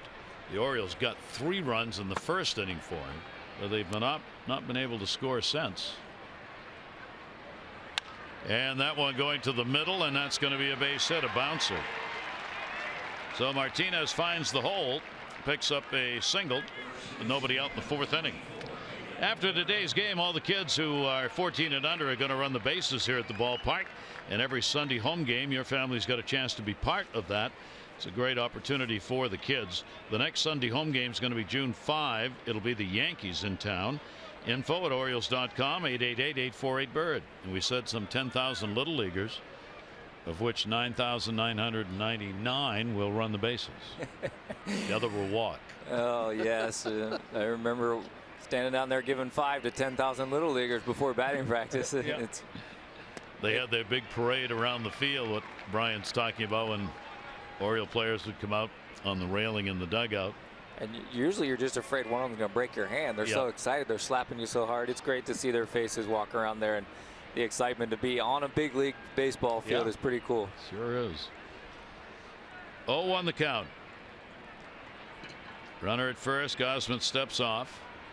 Miguel Cabrera, base hit and an RBI in the 1st inning. Flied out to center with the bases loaded in the 2nd inning. Tigers tying the ball game up, running the picket fence up on the scoreboard. Swing and a miss on a pitch. Good one by Gausman that was down 0-2. Yeah, that was a good fastball with a lot of life on it. Good location down and in right after he had gone first pitch splitter down and in on Cabrera. So he's got him ahead 0-2. He was ahead 0-2 as well on J.D. Martinez right before, and he left a fastball that had a little bit too much plate, and he was able to poke it up the middle. So look for him to make a little better 0-2 pitch here to Miguel Cabrera. Martinez at first base. 0-2 delivery on the way, and that'll go down the line in right field, and it is a foul ball. Well, that wasn't necessarily the better 0-2 pitch I was expecting him to make. He got away with one right there. Had a lot of plate on 0-2, and Cabrera wasn't able to keep it fair. Gausman trying to get his first win of the season in the 4 starts made previously. The team has gone 2-2. He has gone 0-1. Lost to Tampa Bay in his first start after beginning the season on the DL with a shoulder strain. and then has had NDs against the White Sox, the Yankees, and the Twins. Again, Cabrera will wait on the 0-2. Puts that one in the air to right field. That's towards the alley. Rickard will get over, make the catch. Runner all the way down to second will come back. So Cabrera is retired. Another fly ball up. Fourth inning of Orioles baseball is brought to you by the RAV4 Hybrid. All-wheel drive and unexpected performance. Visit buyatoyota.com.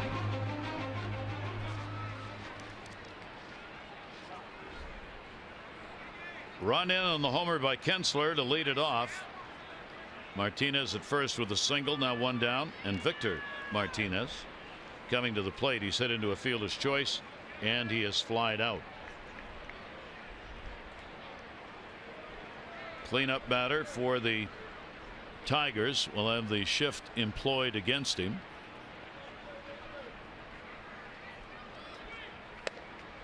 And the Orioles move their third baseman Pedro Alvarez into that softball right field spot. Well, I know you worry about giving up the home run to certainly a guy in the middle of the order, but the way that Victor Martinez has peppered that 6-hole over there to left field this series, I would be surprised if you see a whole lot on the outer third part of the plate from Gausman. I think he's going to try to work him in and stay away from giving up that easy single is what it seems like. That one foul back. Martinez has had 6 hits, 14 at bats in the series, 3 RBIs. Switch hitter in the lineup, which gives them just 2 left-handers in the lineup against Gausman. They've been able to hold Miguel Cabrera and a couple of big at bats so far in this game.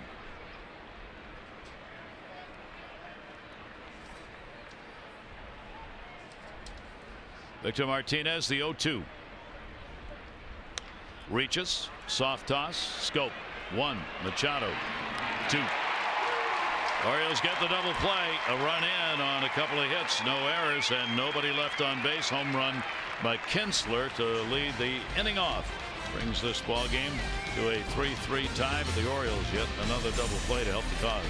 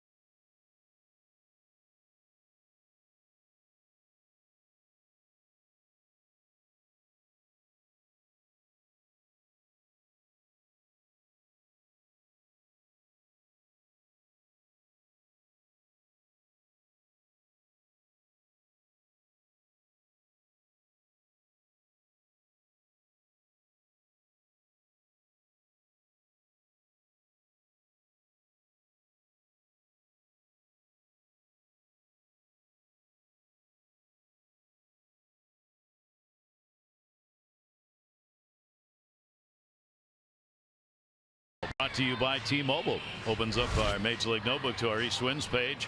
Jackie Bradley Jr. stays at it for the Red Sox 20-game hit streak. That is now the longest in the majors.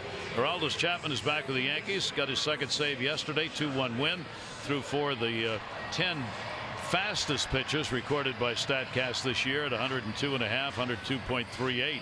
And Matt Andriese at Tampa Bay pitched a 2-hit complete game 6-0 shutout against the A's yesterday. First 9-inning complete game of his career.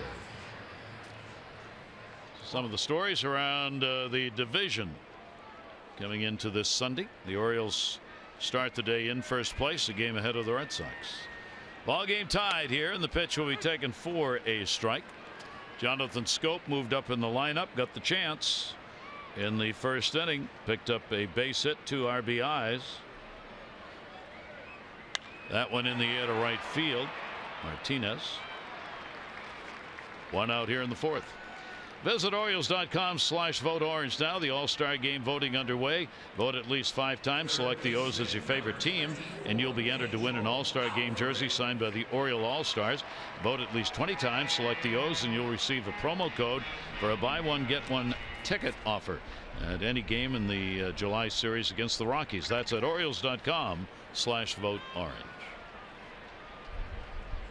I think there's a reasonable chance there'll be some guys going to San Diego. Certainly would hope so, eh? A lot of choices for the Orioles. Pedro Alvarez hit into a double play his first time up. One down, nobody on. Fulmer, the 0-1 delivery to him, will be fouled back. Shift on against the Orioles' third baseman of today. As we said, the Red Sox now a game behind the Orioles. Toronto's 5.5 out. Tampa Bay 6.5, and the Yankees 8. 0-2 pitch. Orioles have the longest win streak at 7. Longest losing streak in the majors is 4, held by the Tigers and the Diamondbacks. That one put up in the air, center field. Upton. 2. Take a look at our PNC minor league report. PNC for the achiever in you. Yeah, we see Brian Gonzalez, the young left-handed pitcher, 20-year-old, third rounder in 2014. Last 3 starts, 1-1 record with a 1 ERA and 13 strikeouts. He's got a very good 2-seamer, 4-seamer, a plus breaking ball. Really working on his command, been able to command the ball to both sides of the plate a little bit better than he did last year, and it's showing up in the numbers. Foul back by Nolan Reimold. Reimold, a base hit, stolen base, has a 7-game hit streak. Red Sox, by the way, are leading 8-4. 4th inning over Houston in today's ball game. White Sox lead the Yankees by 1 in the 5th. Red Sox are putting up a lot of runs up there. Now their bats are alive. 1-1 pitch on the way, much like the Orioles are doing. Red Sox started out very slowly offensively and kind of looking for offensive help, and then the guys they had hoped for, like Jackie Bradley Jr., came alive. 2-ball 1-strike delivery. Nolan on a swing and a miss. That one Fulmer got in on him. 2-ball 2-strike count. Apparently the fountain of youth is in Boston as well, with David Ortiz doing what he's doing at 40+ years old. He's getting the day off today. He's not in the starting lineup, at least the original one that was posted for that game. Had a big day yesterday for Boston. Yankees now have won 7 of their last 11. They're pitching their relievers at 1.64 during those games. Strikeout recorded. Reimold retired 1, 2, 3. That's 9 straight set down by Fulmer.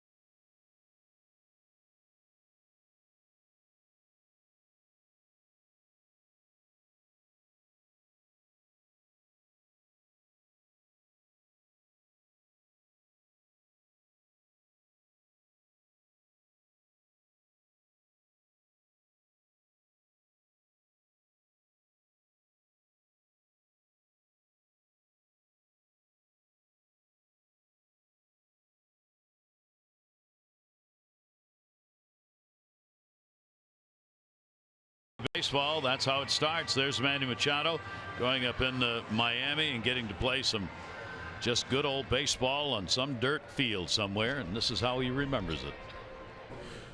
You know, I think it was the best time of playing baseball. You know, you go out there, play with your friends, and you know, enjoy the day at the park. You know, something that, you know, we'll never forget. And you know, it was an exciting time where you didn't have to worry about, you know, the outcome of scores and all that. You know, you were just out there, you know, just enjoying yourself and you know, just having fun. Well, he doesn't look overly stressed on a daily basis here either. So he looks like he has a lot of fun out here. But he's right. You know, those were the days that were a lot of fun. And just last week I was out in Dallas watching my nephew, 7 years old, play. And it rings true. You see them out there, and there's not a care in the world except they're on a baseball field. Just play. Yep, it's great. 0-1 count. Here's Nick Castellanos. Tie ball game. We're in the 5th inning. 3-3. He has doubled and flied out. Upton and Moya to follow. GAUSMAN, couple of walks, no strikeouts so far in the ball game, and that will be a 1-ball 1-strike count. Kevin has had as many as 9 Ks. That came in the last outing against Minnesota. He's not had a start without at least 3 strikeouts this year. 1-1 pitch on the way, and a little roller hits the side of the mound. Manny Machado will hustle that one over for the out. All right, Jeep, inside the numbers, speaking of starters. Lowest starter run support since 2015. Shelby Miller was a hard luck pitcher last year. He had a really tough go of it. You see Kevin Gausman as well at 2.94. All you can do is take care of what you're supposed to take care of. When you're on the mound, you pitch, you let the other guys hit. If they don't score, they don't score, but you got to try and limit and give up less than they score. So that's the goal, but I can assure you it gets frustrating when your guys don't score for you. Here is Upton, maybe coming out of the funk. A base hit. He's drawn a walk, a couple of hits in the series, 2 for 14 for Upton. Tigers certainly hope, Brad Ausmus more than any, that Upton will start coming alive at the plate. Yeah, when I was talking to Brad in the locker room today, you know, I said, what's the key for you guys offensively? And he didn't single out any particular people, that's for sure. He just said, we just have guys that are trying too hard. And that tends to be the case, you know, when people start struggling a little bit. You hope that happens only to a couple of guys at a time. Somebody else picks them up and you just kind of roll things over as you go. But when you got almost everybody, then everybody starts sawdust in their hands. 0-2 the count. Upton with Moya waiting on deck. GAUSMAN will miss outside with it, and a 1-ball 2-strike count. And there's nobody that cares more than the people that are struggling. That's what people have to understand, is that these guys are working day in, day out. They don't want to struggle. They don't want to be embarrassed. So GAUSMAN thought he had that, doesn't get the call. Yeah, this is the pitch that he wants to make. This is a great 1-2 pitch. He goes back down and in with the fastball at 93. Looks like it catches the down and in corner of the plate. Doesn't get the call. Now you have to make another good pitch to a very good hitter. 2-2 delivery on the way, and he just swings to protect on that one. Fouls it off the screen and will hold the count at 2 balls and 2 strikes. He will get the 7th pitch of his at bat here. The Tigers are hoping Cameron Maybin will be returning. They head home for a 9-game homestand starting tomorrow. Maybin has been on the DL. Give him a little more depth. 2-2 delivery on the way, and he fouls that one off. Just got enough to keep the at bat alive at 2-2. Well, you can see with those last 2 swings that Justin took, he is not comfortable. There's just part of it is a lack of comfort, I'm sure. But then at the same time, when you're struggling, you feel like you're the guy. Those last 3 pitches are all on the black. One of them's down and in on the black. The other 2 are down and away on the black part of the plate. You feel like you don't get anything over the middle of the plate when you're struggling. 2-2 delivery on the way, and that ball in the air to right. Rickard shielding, can't find it. And he may get an out at second base. Throw not in time. And Upton lucked out in 2 ways there. One, That ball wasn't caught by Rickard because of the sun, and 2. He ran just fast enough to get to second. Well, you see Rickard trying to shield this sun out there. The day games can be tough, and you can see the glare on his sunglasses. It is very bright in right field. He did everything he could. You try to get to the side. You try to do whatever you can to see this ball. You move different directions, and sometimes you're just stuck. You're in a bad place, and I've played on that side of the field here many times in a day game, and it is rough. Gets in with a double, Upton. So the potential go-ahead run is on at second base. Kevin Gausman with Moyer, who's already had a triple RBI and a single. Stephen Moya, the left fielder, swings and fouls that one back off the fists. The 9 hits the Tigers have off Kevin Gausman today. That's a career high for Kevin. And you know, Gary, Justin Upton almost compounded the problem. He popped up and he wasn't happy about it. He jogged to first, and then he tried to get to second, and he really probably should have been out if the throw is on line. 1-0 delivery on a check swing. Did he go? Yep. John Tumpain down at third base with the call. Here you see that good elevated fastball. That's the one that looks so good out of the hand, and then when you start to swing, you say, wait a minute, I can't hit it up there, and you try to hold up, and he couldn't do it. 0-2 count. 1 away, runner at second.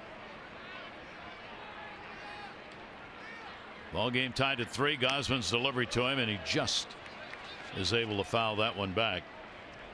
Came in with some heat on that, and he was a little late on the swing, but caught a piece of it on the way by. Kevin up to 86 pitches. And you get through the 5th inning. Good secondary lead for Upton at second. The Orioles not trying to hold him close. 0-2 delivery on the way, and does stay away from that one that's up.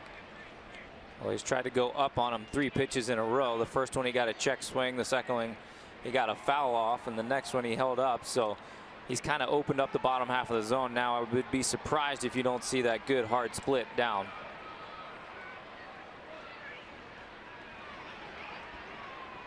Looks like he might be wanting to go fastball in again. Yeah, 1-2 count. You see him move in with a target. And that one will be fouled away. Again, unable to catch up to the 94-mile-an-hour pitch.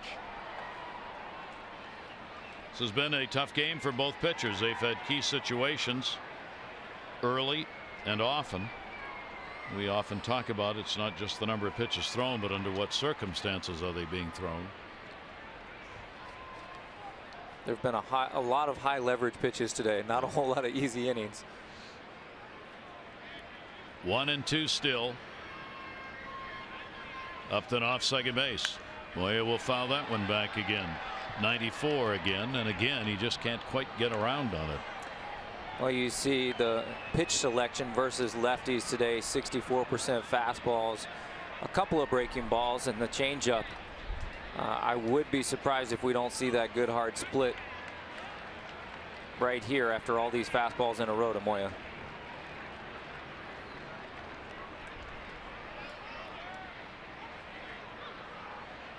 One-two delivery again, and again Moya does not go after it. And the count goes to 2 balls and 2 strikes. Well, I'm going to keep saying that he's going to throw that split until he throws it, Gary. I do know one thing. Caleb has tried to call it, and Gausman has shook off from it several times. So I really think that's what Caleb wants to get him out with, but we'll see what they end up doing. 2-2. Came in again. This one down the line and left. Reimold coming over and will make the catch. So Moya is retired, and again a runner left at second here now with 2 down. Well, we take a look at some numbers regarding the Orioles starters and what Buck Showalter has been after in terms of outs. Yeah, you see prior to the 7-game win streak, 16.21 average outs, 12th in the American League. During the win streak, 19.86 average outs, 3rd in the American League. You see last year in 15 they were 13th at 16.96. There's certainly something to your starters getting deeper into games. When we looked at last year's teams that were in the playoffs, their average outs were much higher than 16.96. So if you can get those starters deep into the games, your success rate goes up. 2 down, runner at second, McCann. And as we were talking before the game, Brian, why that matters so much, I think, in this day and age, is that the underbelly of many teams is that middle relief. Now, it's not true for the Orioles, but a lot of teams, you get the starter on, you get that guy who has to come in and at 5 1/3 or 5 2/3, not the well, best. Sure. I mean, it's usually the guy who can't make the rotation and can't pitch necessarily in the back end of the bullpen. So he may not be your best guy. And if you can get there, you got a chance to score. You have a chance to score some runs, and that was, certainly as a player, you always wanted to see that guy leave in the 3rd or 4th or early in the 5th inning, maybe as a starter, so that you could get into that part of the bullpen. And nowadays, the way teams are being built, you can't count on scoring late in the game in the back end of these bullpens. Guys are throwing too hard. The stuff is too good. So if your starters can get deep and pass it on to those 7th and 8th and 9th inning guys, you got a good chance of winning. 2-0 count. Gausman, that's going to be a base hit into left field. Upton going on the fly. He's going to score easily. McCann will pick up the RBI single, and the Tigers have a 4-3 lead in the ball game as the laboring job continues for Kevin Gausman here in this ball game. Just struggling a bit with the number of pitches thrown. Well, they may have gone to the well one too many times. He got McCann on the good hard fastball in the first 2 times up with men in scoring position. He gets to a 2-0 count this time. Tries to go back in there, maybe didn't get it quite as far in, and McCann was ready for it, was able to pull it through the hole between short and third and give the Tigers the lead 4-3, which then of course brings out Scotty McGregor to have a talk. 4 RBIs for McCann. Michael Givens loosening up in the bullpen as the Orioles fall behind here. They trailed 1-0 the end of the first half inning. Got 3 in the first themselves. Now trail here by a score of 4-3. Runner on at first base. 2 down. Big 2-out RBI by McCann. Aviles has grounded out twice to the shortstop. And he will take the pitch down low. And the Tigers have left 7 on base in this ball game. So with the number of base runners they had, sooner or later you're going to get some runs. But we said that in the first 3 games of this series, and it didn't happen. 1-0 pitch on the way. That will catch the corner for a strike. New high against Gausman with the 10 hits picked up by the Tigers in this game. Tigers are now 3 for 10 with runners in scoring position today. Aviles 0 for his last 13. Set up down and away. 1 around. Home plate umpire Jeff Kellogg will make the call on his own. Well, the at-bat to McCann was a great example of the in-game adjustments that are made by hitters and pitchers, and you have to be able to make those adjustments. And so Gausman got him out twice. He thought maybe I could go back in there again, and it didn't work out. He also did the same thing to Avila. He went in his first 2 at-bats, and you see now he's changed that approach a little bit, thinking that they may be looking for that. 1-2, and he'll get him to swing and a pitch away. And that is the first strikeout Kevin Gausman's had in the game. But a run in, couple of hits. Tigers lead by 1.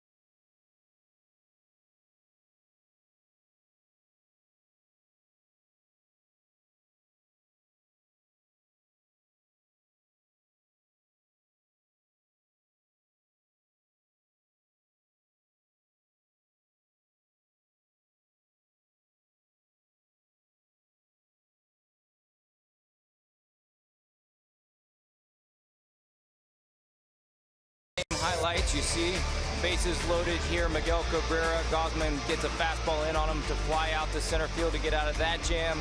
Man on third here. James McCann gets jammed again, as well as Mike Avila, ground ball to short. GAUSMAN has worked out of trouble several times today. He's been in more trouble than he would have liked and able to get out of most of it. And that's our Geico highlights. Geico, 15 minutes could save you 15% or more on car insurance. Visit geico.com for a free rate quote. Michael Fulmer, you see what he has done over the last 3 innings, recording 5 strikeouts. He's had a couple of walks surrendered in the ball game. The Orioles down now. Will try for another comeback win. Caleb Joseph will lead it off. Strikeout victim, his first time up. Fulmer's delivery will be taken up high for a ball. The Orioles this season, of course, have mounted wins where they've had to come from behind. That'll go to short. This is going to be a long throw. AVILES can't field it. Could have had him if he'd come up clean with it, but he doesn't. Well, it's a tough play in the hole deep at shortstop. Mike Avila getting the start over there today. Iglesias getting the day off. You see, comes up and hits him kind of on the heel of the glove. When you go that deep in the hole, you know you're going to have to hurry, and you know you're going to have to get a lot on the throw. And he may have rushed it a little bit, taking his eye off of it. So the Orioles get a break and get a leadoff man on here in the bottom of the 5th. Era will be charged on Aviles, the shortstop. Turn the order over. Rickard, base hit, run scored. He is struck out. Castellanos in at third. Pitch will be taken up high for a ball. Orioles runs came in the first inning. Jones, RBI, double. 2 RBI, bases loaded single by Jonathan Scope. The Orioles have not scored since. That ends the 9 in a row retired by Fulmer. And the fastball is going to come inside. Talking about the Oriole comebacks, when the opposing team has scored first, the Orioles have a 12-7 record, and there's been only one other game, amazingly, where they've actually trailed during the course of a game and had to come back to win it. We'll see how this one plays out. 2-0 count. Fulmer's pitch gets that one in there, and the count will go to 2-1. This is one of those times in a game when you're playing the way that the Tigers have been playing.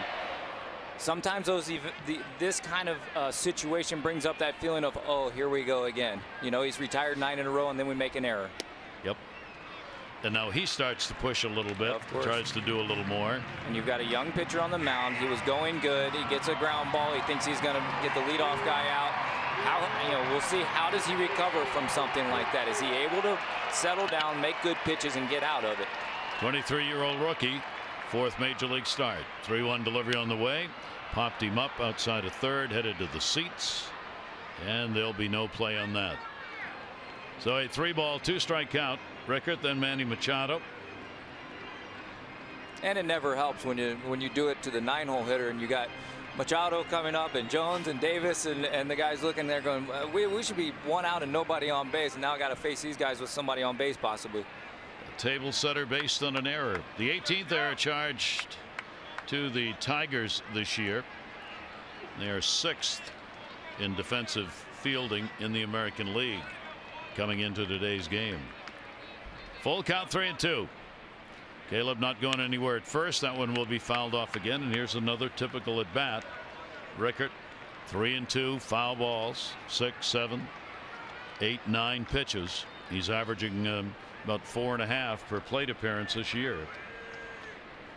Yeah, we've seen it several times already. They led off the game with a single, struck out his second at bat, but did the same thing. Fought off pitches, got to a full count to get himself at least in a good situation like he is here.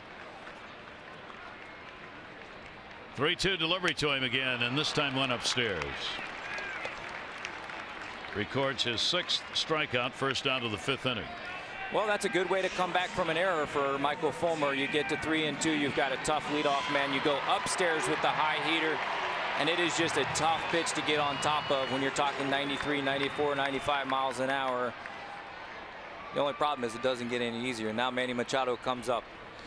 6 strikeouts recorded, equals his high in each of the last 2 games. 6 against Washington, 6 against Cleveland, 6 here. Manny Machado popped out, struck out, 2 hits, 16 at bats in this series against the Tigers. Manny will go after that one and foul it away. Tigers have been a tough club for Manny in his young career, hitting only .230 against them with 3 home runs lifetime prior to today's game.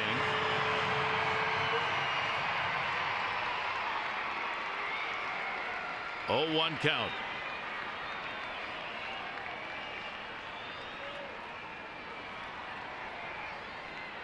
Staying tight to the bag, Joseph at first.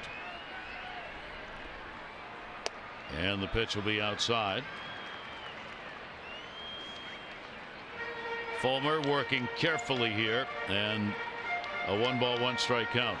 Manny has hit .379 at home and .276 on the road. Came in with a #1 batting average at home at the start of this 3-game series.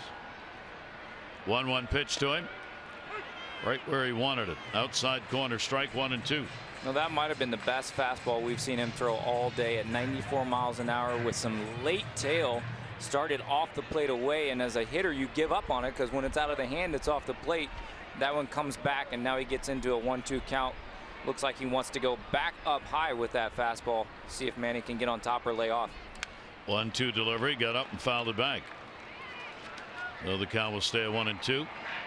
Manny will be holding his bowling tournament tonight that benefits the recreation department of Baltimore for youngsters to be able to play baseball.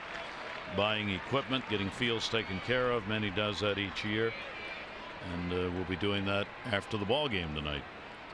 1 and 2. Pitch taken outside. Not only do they raise money, but Manny brings his salsa out, which I get my supply of for the year. You can never beat a good Manny's salsa. It's good. Sure. It's really good.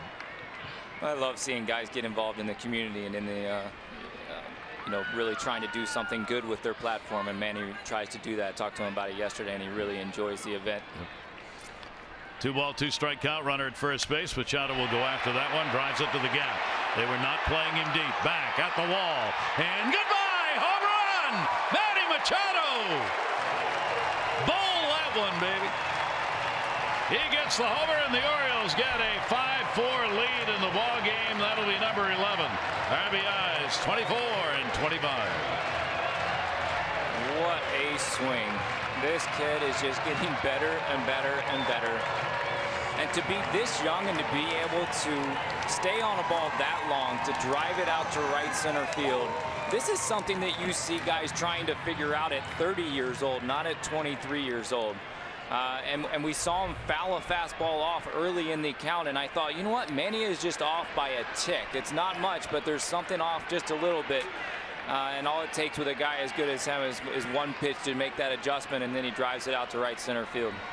And the Orioles have a 5-4 lead, 393 feet the measurement on the long ball. Swing and a miss by Adam. Well, we saw that great fastball he threw him earlier in the count, and he tried to do it again.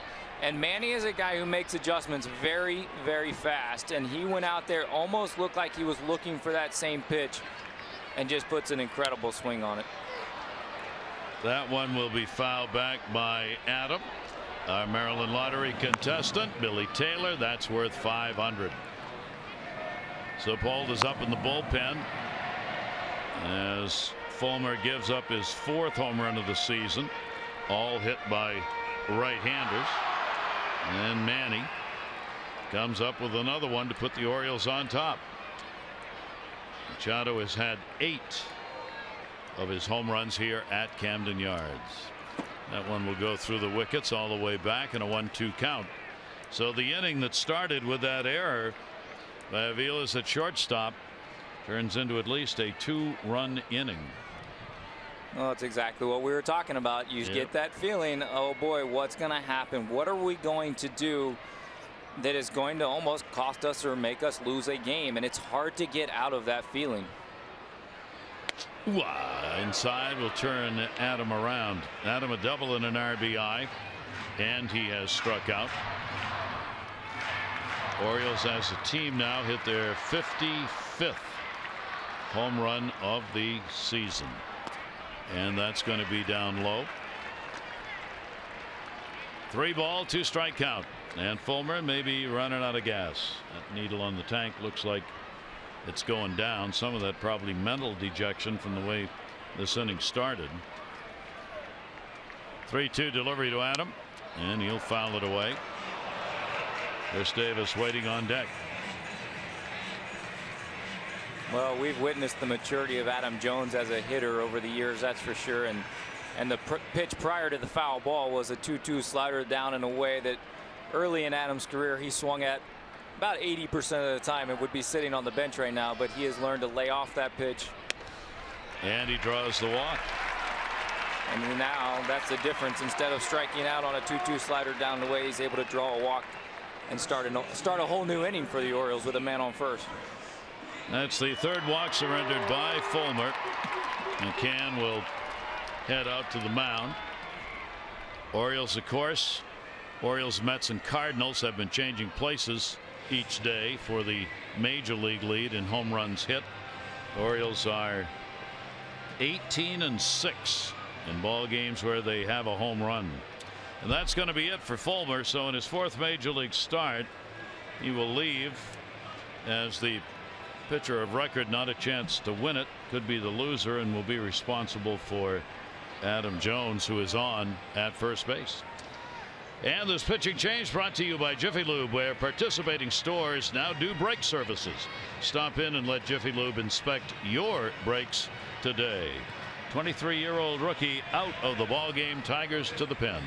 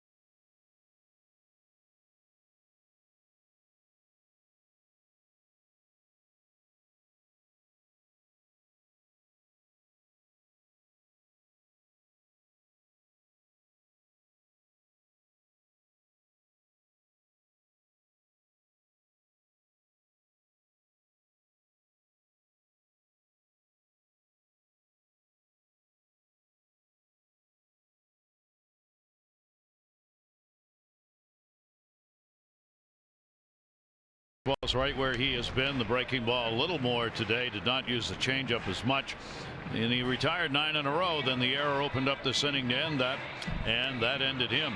Warwick Softball made his debut last night. He threw 2/3 of an inning, gave up 1 hit. He is from Australia. He pitches in the Australian League.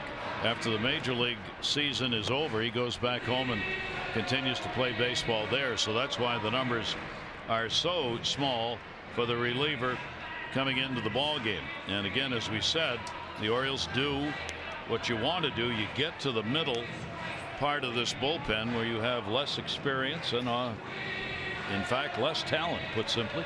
Yeah, this is the part of the bullpen that you want to get to, and we saw him last night. You know, these guys, doesn't mean that these guys don't have good stuff. Some of them are just either more inexperienced. As we see their bullpen ranks through May 4th, they were very, very good. 2.56 ERA, 4th in the majors since May 5th, 11.86 last in the major leagues, and we've seen it on display at full force in the first 3 games. That's for sure. The Orioles have beat up on that bullpen, and they're having to go to it a lot earlier than they wanted to today. Zubbold is the 29th player from Australia to appear in a major league game with the AAA Toledo Mud Hens this year. He had a 3-1 record, a very good 2.37 earned run average, 14 strikeouts. That covers 8 games for them as a starter. So the Orioles with a runner at first base. 2 runs in on the home run by Manny Machado here in the 5th inning. Now Davis, walk and a run scored, and he is grounded out. Chris will go after the first pitch, and it will be a strike. Supple responsible for Davis. Fulmer the starter for Adam Jones, who drew the walk over there at first base. Now they will employ the shift. Castellanos, third baseman, will go over, play in that shallow right field position. How the game has changed. We have to take timeouts to move guys around the field.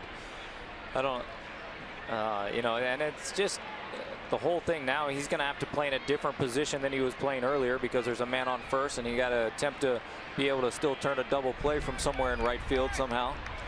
It was my least favorite thing to do, I think, was to play in a shift. Yeah. Well, it gives you odd angles, doesn't it? Very odd angles. 0-1 delivery on the way. Davis will take the pitch down low. So the Orioles have come back. They've been out hit 10-5 in the ball game, but they've got the 5-4 lead. Tigers again leaving runners on base. They have left 8 on in this ball game. 5 last night, 6 the night before, 12 in the first game. 1-1 delivery to Davis. Check swing and an off-speed breaking ball. He stays away and the pitch misses. 2 ball 1 strike count on Chris. Well, as we know, it's not necessarily how many hits you get, it's when you get those hits, and we've seen that today. Jonathan Scope came up with a big 2 RBI single. Manny Machado with a 2-run home run, and the Tigers just haven't been able to come up with those hits with the men on base. 2-1 count. Adam Jones really not very far off the bag at first.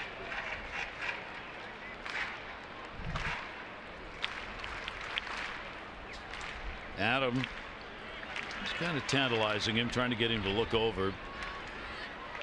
Maybe give Davis a better pitch to hit. 2-1 delivery on the way, and that one will miss. No, count goes to 3-1 on Chris. Trumbo is waiting on deck. 3 walks surrendered by Fulmer, the starter. 1 of those scored.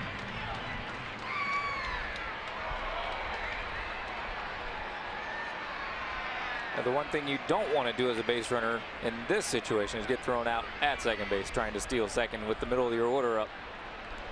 Hot dog wrappers flying by. Chris asked for a timeout, and Jeff Kellogg, home plate umpire, does a little groundwork. It's about the only way we can tell from up here which way the wind is really blowing. Follow the hot dog wrappers.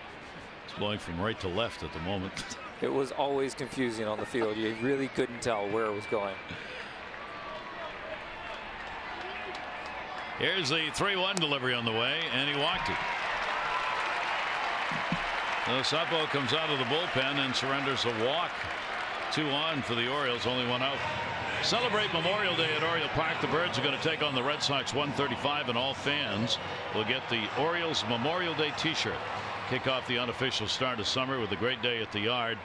Seats remain. You can get yours at Orioles.com or 888-848-BIRD. Orioles 1 for 4, runners in scoring position. Warming up in the bullpen.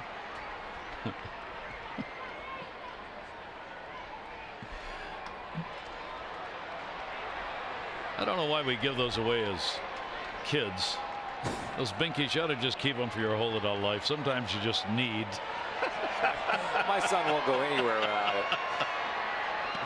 Just gotta have one attached around your neck or in your arm or something. My son's has an animal attached to it now. At one point he had a whole zoo in his crib. He had a monkey with one on it, an elephant, a dog. See, that's prepared though. It is. You're prepared. It is, in case you lose one in the middle of the night. In case you lose one, you know where the other one is. The other one's barking at you or growling at you or something. Trumbo has drawn a walk and has flied out. 2 on, 1 down.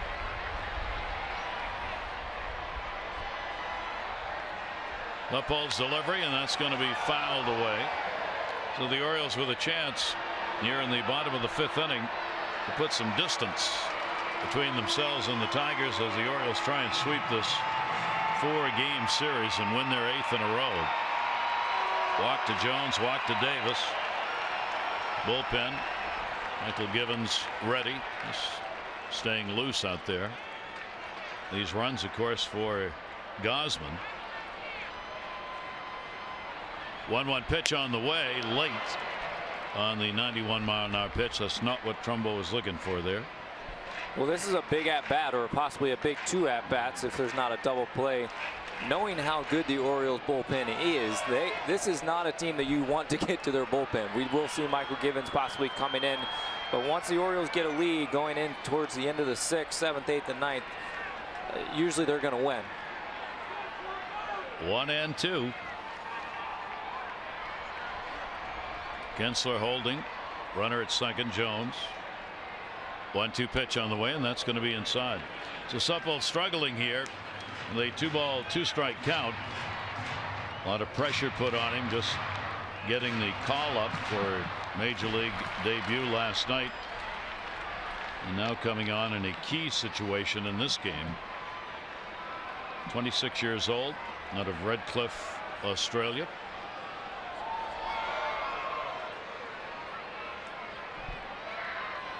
Here's the 2-2. Trumbo takes and walks away even before the umpire called it. Well, that's a good 2-2 fastball. Had some good late life with a little bit of tail to it as well. As we see the pitch-by-pitch at bat, you see a first pitch kind of slider down and away. Another slider breaking down and away, fouled off. A fastball up and away. Breaking ball that slides out of his hand, and then frozen on the fastball. The hard part with a young kid that's coming up is you've never seen him before, and that can be tough as a hitter. I think that certainly could have played a part in that at bat right there with Mark Trumbo, is not knowing exactly what you're going to get.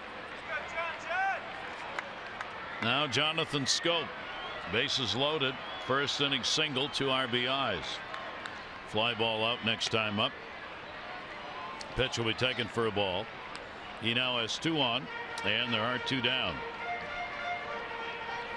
Well, the Orioles with a 1 for 5 with runners in scoring position in the ball game. Jonathan has done a good job for the Orioles in these situations of late, and will foul that one back. He's swinging the bat with a lot of confidence right now. You saw him get the big hit, certainly with the bases loaded. His next at bat, he took a line drive to right field, squared it up very well. Obviously the 2 home runs, including the grand slam last night. He's gaining confidence by the day, by the at bat, by the pitch, and I think we're really seeing someone mature and come into his own as a baseball player right now. Only 24 years old, will not turn 25 until October. 238 major league average coming in. Will catch the outside corner. Though Jonathan behind on the count, 1-2. Inning started. Caleb Joseph reaching on the air. Aviles, the shortstop, and with 1 away, Machado delivered the home run for 2 RBIs and an Oriole lead. Now 2 on with 2 down. 1-2 delivery. Scope chases, somehow hit it. It's going to be a tough play. Aviles will not do it. It'll be an infield hit. And when you're going good and when you're swinging the bat well, you get these kind of things as well. It seems like Jonathan got fooled a little bit on a 2-strike breaking ball. He gets caught reaching, but he gets just enough to sneak it by the pitcher. And Aviles comes in and really just has no play. Tries to deke a throw to first base and see if he can get Adam Jones rounding third base too hard. Jonesy's been around a little too long for that play, I think, but good idea. Bases loaded now for Pedro Alvarez. This is another one of those situations for the Orioles to have a chance to blow open this game a little bit. Scope on with a base hit, another multi-hit game, 3 of them in the last 4 games. And now Pedro Alvarez with the opportunity. With the sacks full, 2 down, the shift is on against him. Alvarez hit into a double play, fly it out to center field, and will take the pitch for a ball. A lot of base runners have been out there combined for these 2 teams today. And you can look back and see that this whole inning started with that error, and where you can't give teams, especially good teams and teams that are playing well, you cannot give them extra outs or they will make you pay for it. 1-0 delivery. Alvarez on the big cut. He was looking for the long ball. 1-1. Well, Soto's showing some very good stuff. You see a really good tailing changeup at 85 miles an hour right here. We saw a fastball catch Trumbo looking that had good life to it. A sharp breaking ball that Jonathan Schoop really didn't hit hard, but found a way to turn it into a single. So he's showing good stuff. 1 ball, 1 strike delivery. Alvarez will take it, will just miss. 2 ball, 1 strike count. Alvarez has gone 0 for 1 with the bases loaded this season. Orioles have had a 5 for 19 with the sacks full. They have hit 3 grand slams. 2-1 pitch. Alvarez the other way, foul, and it'll even the count up at 2-2. Well, you talk about not necessarily the amount of hits, but the quality of those hits. And 5 out of 19, not bad with the bases loaded, but when 3 of them are homers, that's really good. Yeah. Kind of hits that change ball games, and Alvarez would like to get one of those hits right here. 2 ball, 2 strike count. Sacks full. Alvarez goes after it down to first and fouls it off. Well, and Jonathan Schoop has had 2 of those hits with the bases loaded in the last 2 days. Yeah. 1 being a grand slam last night, and today a 2 RBI single to get the game going.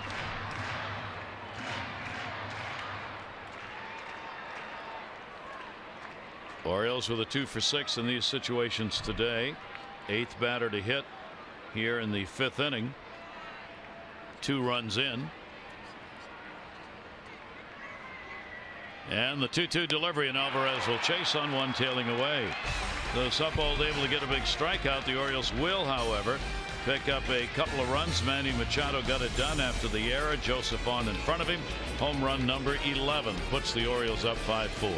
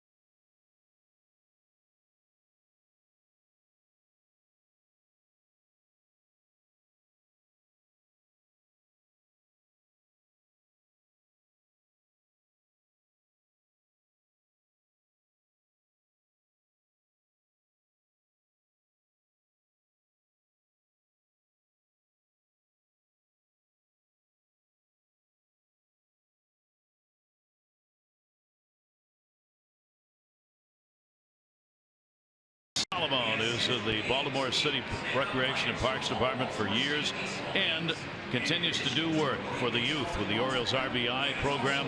He schedules all the games, the fields, the umpires for Baltimore City baseball leagues, and helps promote getting kids back on the field. Great work for the community and for the youngsters in it. Don Solomon, our Birdland community hero. Orioles have the 5-4 lead, and the Orioles will go to the pen. Gausman out. And we see his comparison today versus the season. Fastball, he threw more fastballs than he normally does, mostly because he was behind in the count and he was forced to. Less breaking balls, as you see. Couldn't get to the split finger and get ahead. 5 innings, 10 hits. Just wasn't as good as he has been all year. Michael Givens, the new pitcher. You see 59% fastball, 35% breaking ball, 6% changeup. 14 games in 14 innings. He's a real strikeout guy. He's got a live arm, kind of crossfires a little bit.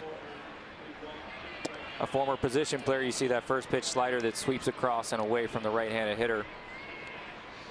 So Kevin Gausman, who probably had his toughest outing of the season, may get his first win. There's a game of baseball for you right there.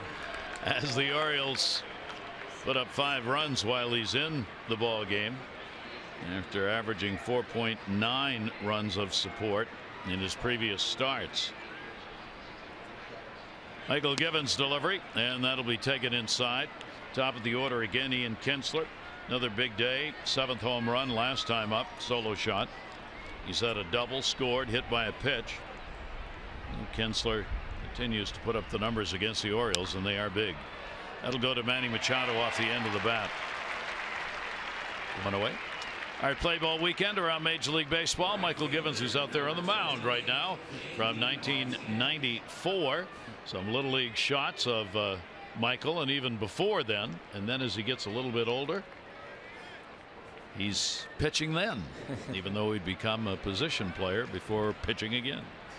Yeah, I have a lot of admiration for anybody that can go from playing a position to pitching, that's for sure. And the pitch is taken for a strike. J.D. Martinez, a base hit, a walk, and he has flied out. But you can see why he's pitching. You see that live arm, that 94-mile-an-hour fastball coming out from the side with a lot of run and a lot of movement. He's been a great addition for the Orioles. Will miss with that pitch. Orioles bullpen, best ERA, 2.24.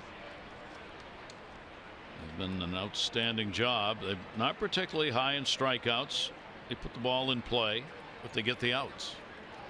Here's the 1-1 delivery, and that'll be chopped off the mask of Caleb Joseph.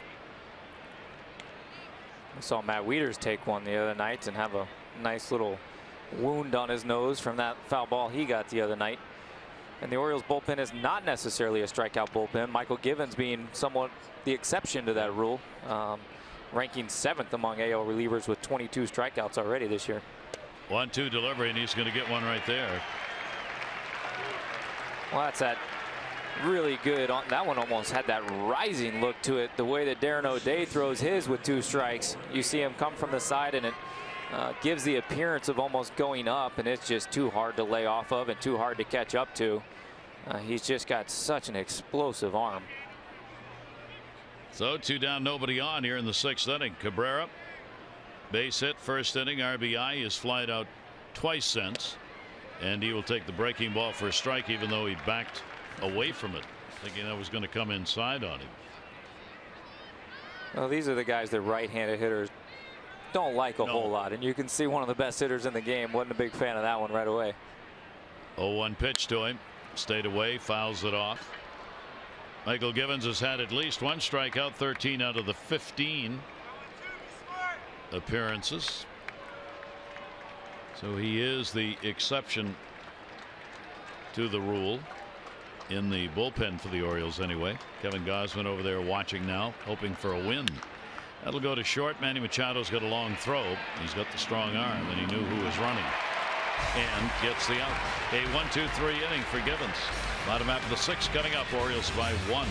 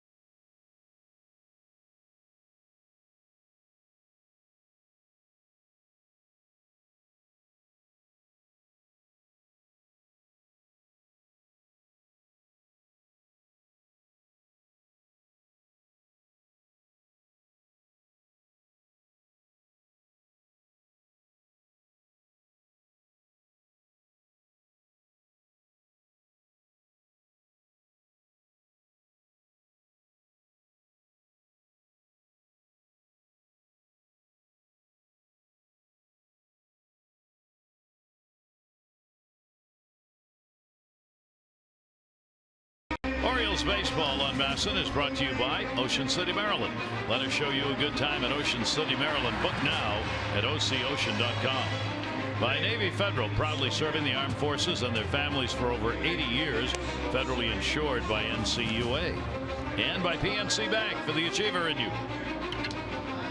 With Brian Roberts, I'm Gary Thorne. The Orioles have a 5-4 lead on what has been a very pleasant day. Cool, 57 degrees when we started. A little breeze blowing out to left throughout the ball game, but really a great day to be at the yard. Orioles off tomorrow. Seattle comes in, and we'll be here Tuesday night, Wednesday night, and then Thursday noon, 12:30 game. It'll be Ubaldo Jimenez, Wade Miley kicking it off Tuesday night, 6:30 O's Extra, 7:05. First pitch on MASN 2. Nolan Raimo will lead it off. Supholder came out of the bullpen. You get the side out. Stays on here to start the inning. Reimold has singled. Andy has struck out. Nolan now with a 7-game hit streak.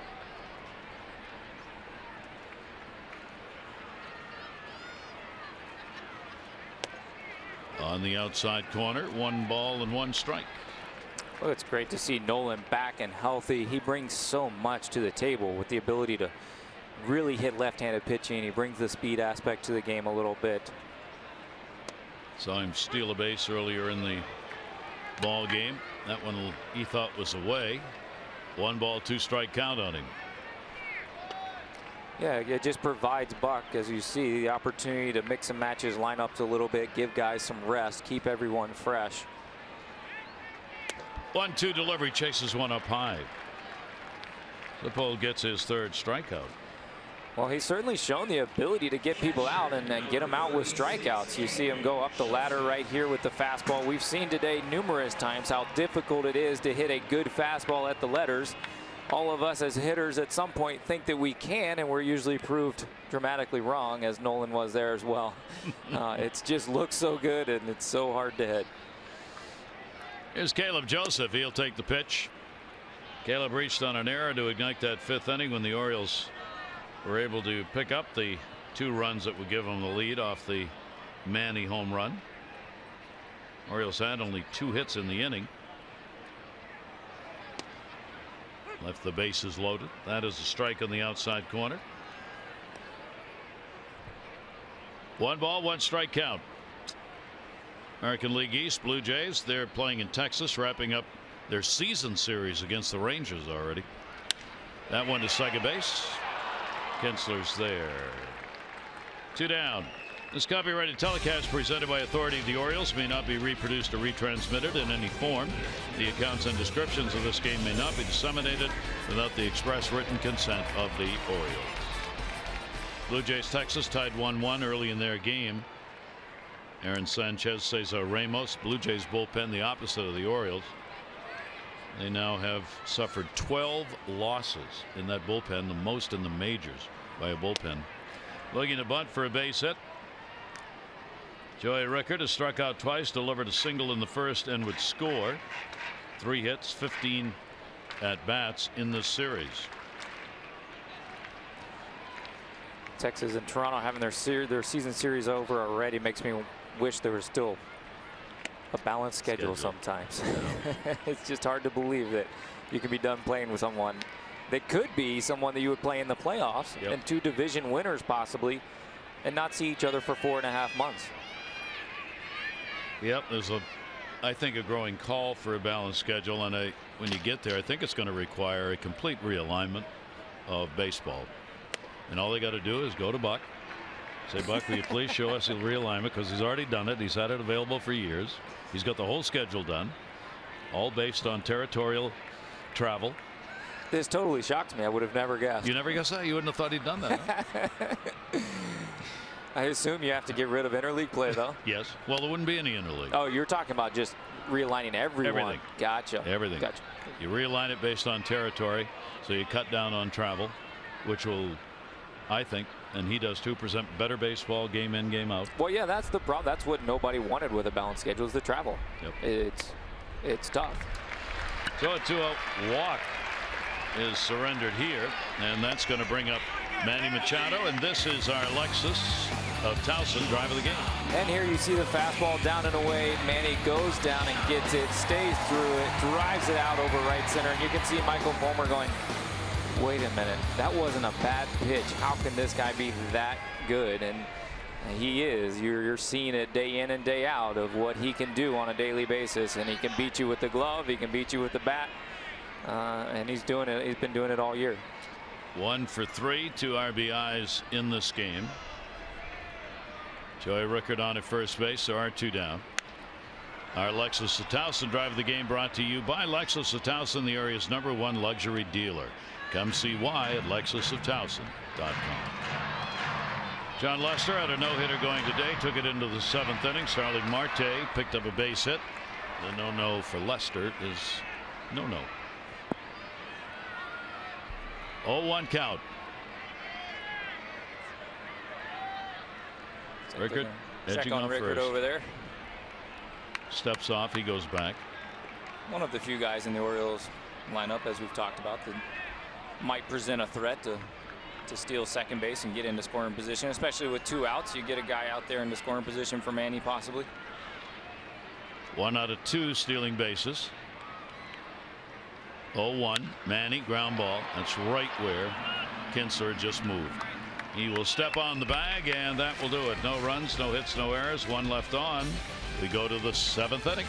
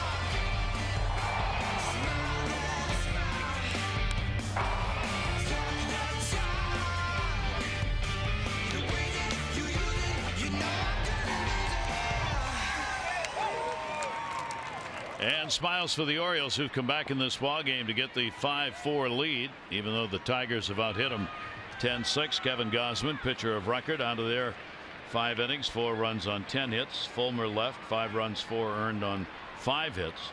2 starters, both of record in the ball game. Michael Givens to work his 2nd inning. We'll get Martinez off the plate. Victor Martinez 0 for 3 in the game. 6 for 15 in the series against the Orioles. And you see that shift because Victor cannot run very quickly, so everybody's in the outfield except Chris Davis. 1-0 pitch. And when you said everybody, you mean, I mean, how often do you see the Manny at shortstop? You see the second baseman or the third baseman move out into right field a lot, but you don't see the shortstop move out to left field very often. For one, you better have a lot of confidence in your arm, which Manny does, and I have a lot of confidence in his arm. But 2, as a hitter, that's got to be a little demoralizing when you look out there and think that you can get thrown out from left field. Yeah, really. And he was. He was. Right. Yeah, I've never seen this before in this, except in this series last night when they did that against Martinez. They saw in the first game how he was struggling to run, so Buck just backed everybody up. I've never seen that. You know, in Little League or when I was about 10, I was so small and I couldn't hit the ball very hard. I got thrown out from center field because they played me so shallow, and I thought I wanted to quit. I thought this was the end. That might be the end. See, you never know. 2-1 pitch in there for a strike from Givens. Givens retired the side in order in the 6th inning. Castellanos and Upton will be due up against him. 2-ball, 2-strike count. Well, Givens, they're hoping Givens can bridge the gap to get to O'Day after Brock went 2 last night. Get to O'Day in the 8th. In the air to left field. Lined up by Reimold, who puts it away. Follow Orioles baseball live with MLB.com at Bat app. You can stay up to the moment any moment. Live game video highlights, StatCast news, and more. It's all yours. All you got to do is download it. MLB.com at Bat, the #1 app for live baseball for your phone or tablet. Castellanos a double, 1 for 3 in the ball game. So now Castellanos now has 3 hits and 36 at bats at Camden Yards. We talk about clubs sometimes look at players who have great averages in a particular yard and say, you know, we got to get that guy. Castellanos is probably not going to come to Camden Yards. I'm not sure the Orioles want him, and I'm not sure he wants to come. No. He just has struggled to get hits here. In fact, he struggles against the Orioles anyway. He only has 6 hits and 48 at bats lifetime against the Orioles wherever they play. It's amazing how it can be so different from team to team, and the players and the pitchers you're facing vary from year to year, but you just have teams and places that you love to hit and other places you don't. That's why we've talked before about Buck Showalter, the things he looks at day in and day out that we try and give to you during the broadcast because they matter to him. He looks at how does the guy do against the opposing pitcher that day, how does the guy do against that team, and how does the guy do against that ballpark, because he believes those things do have some carryover when you get enough at bats to justify looking at it. 3-ball, 1-strike count. Oh, they do for sure. I can remember times when I was struggling and you see a guy that that you're going to face in a couple days and that you love hitting against, and you're just hoping that's your chance, and you do get a couple hits sometimes. Givens did not want to do that. Castellanos is on, and that will bring Upton to the plate. And you see B.J. Upton coming to the plate. More money, more pressure. This season, we look at the free agent contracts that were given out this offseason with new teams. Zach Greinke, David Price, Jason Hayward, Justin Upton. These guys all the highest priced free agents out there, struggling to get off to a good start. Greinke, 5.26 ERA. David Price, 6. Hayward, no home runs. There's something to be said for being comfortable, and it's tough when you make that adjustment. On the other hand, you see Chris Davis, who re-signed as a free agent, where he knew what was going on. He knew his surroundings. He was comfortable, and he's gotten off to a very good start. So sometimes it's not always as good as it sounds to go somewhere else. Comfort level's a big deal in life. It is. 0-1 count, 1 down. Upton with a runner at first base. Started after a pitch that ends up inside. Upton trying to get that bat going and hoping the day may be the day. Joseph goes out to have a word with Givens. A's trying to win today. Got a 7-6 lead over Tampa Bay. They are in the mid-9th in their ball game. Of course, a mighty struggle for the A's this year. The Rays ended a 4-game losing streak with a victory over the A's yesterday. The A's losers of 10 of their last 12 coming into today's play. Danny Valencia's got a 3-run homer in that ball game. 1 ball, 1 strike count. Short lead at first base. Upton will take it. It's a strike. And this could end up being one of those days that you look back on for Justin Upton. He led off the game with his first at bat with a sharp single up the middle off a GAUSMAN changeup. He drew a walk, and then he gets one of those sun balls for a double. And you need those sometimes to get you going and help you relax a little bit. So it could be one of those days for him. 1-2 foul back. Former Oriole Danny Valencia now updated 3 home runs, including a 2-run homer that came in the 9th inning, and the A's up 7-6. So Danny having a really good day. And count holds here to ball and 2 strikes. Castellanos the lead at first. 1-2 delivery on the way, and a swing and a miss on 1 up. Well, that's that same high fastball that we've seen multiple times today. And Givens goes up high. It's got, this one actually has a little bit of cut almost to it. Starts on the inner part of the plate, runs out over the middle, but it is so hard to catch up to it letter high. You see all these swings on that pitch are under the ball, and the only way to get on top of it is to try and get that top hand above it, but it is tough to do. Mercedes pitch track showing you where that one ended up. Here's Steven Moya. Moya's had a triple, an RBI, a single, and he has flied out 2 for 3 in the ball game. He's had 5 hits, and he's got another one. That one under the glove of Chris Davis, who had moved in with a runner on. Castellanos heading over to third base, into second base. Rickard's throw into the cutoff man. So Steven Moya doing what he was brought up to do, and that's hit. A triple, double, and a single, and 4 times up, and the Tigers threatening to get it tied up or get the lead. Yeah, he has hit some balls extremely hard today. Here he gets a 94-mile-an-hour fastball right in the middle of the plate, and Chris is playing a little bit close, holding the runner on first base. You know, this is what they've been looking for. You see Moya rounding first, headed into second. He's got 3/4 of the cycle for the day. But that's what they needed when they called him up. That's what they were hoping for, was an offensive spark plug, and you can see the potential that he has in what he's done today. Well, here's another big at bat. Bundy, who's been up in the bullpen before, second time up.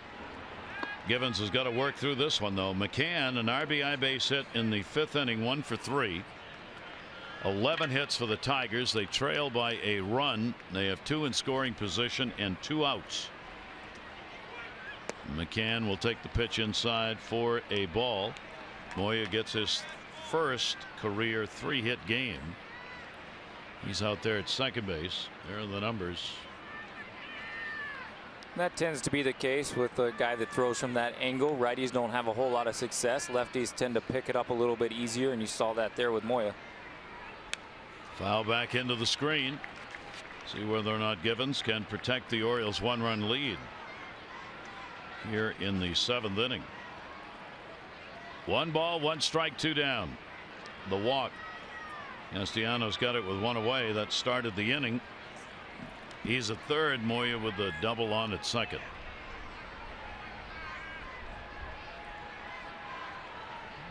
One pitch on the way. Check swing up high. Down goes to 2-1. Givens has become the multi-inning reliever for the Orioles out of the bullpen. McFarland, of course, the left-hander, no longer here. Givens has worked as much as an inning and a third. That was his longest outing. Today he's going over that. Gets it in for a strike. 2-2. Good slider there to get himself back into the count and into a count maybe a little bit more manageable at 2-1, now to 2-2. McCann has had a lot of chances tonight, this afternoon, with men on base. He came up short twice and got him on the last one. And the 2-2 pitch is not close. So Brian Mattis, left-hander, getting up in the bullpen for the Orioles. 3-2, 2 down. 2 in scoring position. Bundy will stay ready. And a big pitch coming right here. 3-2. McCann 0 for 1 against Givens. 3-2 delivery to it, make it 0 for 2. Givens pounds the glove as he gets a big strikeout. No runs on 1 hit, no errors. 2 are left on base. 7th inning stretch time for our Sunday day game. The Orioles lead 5-4.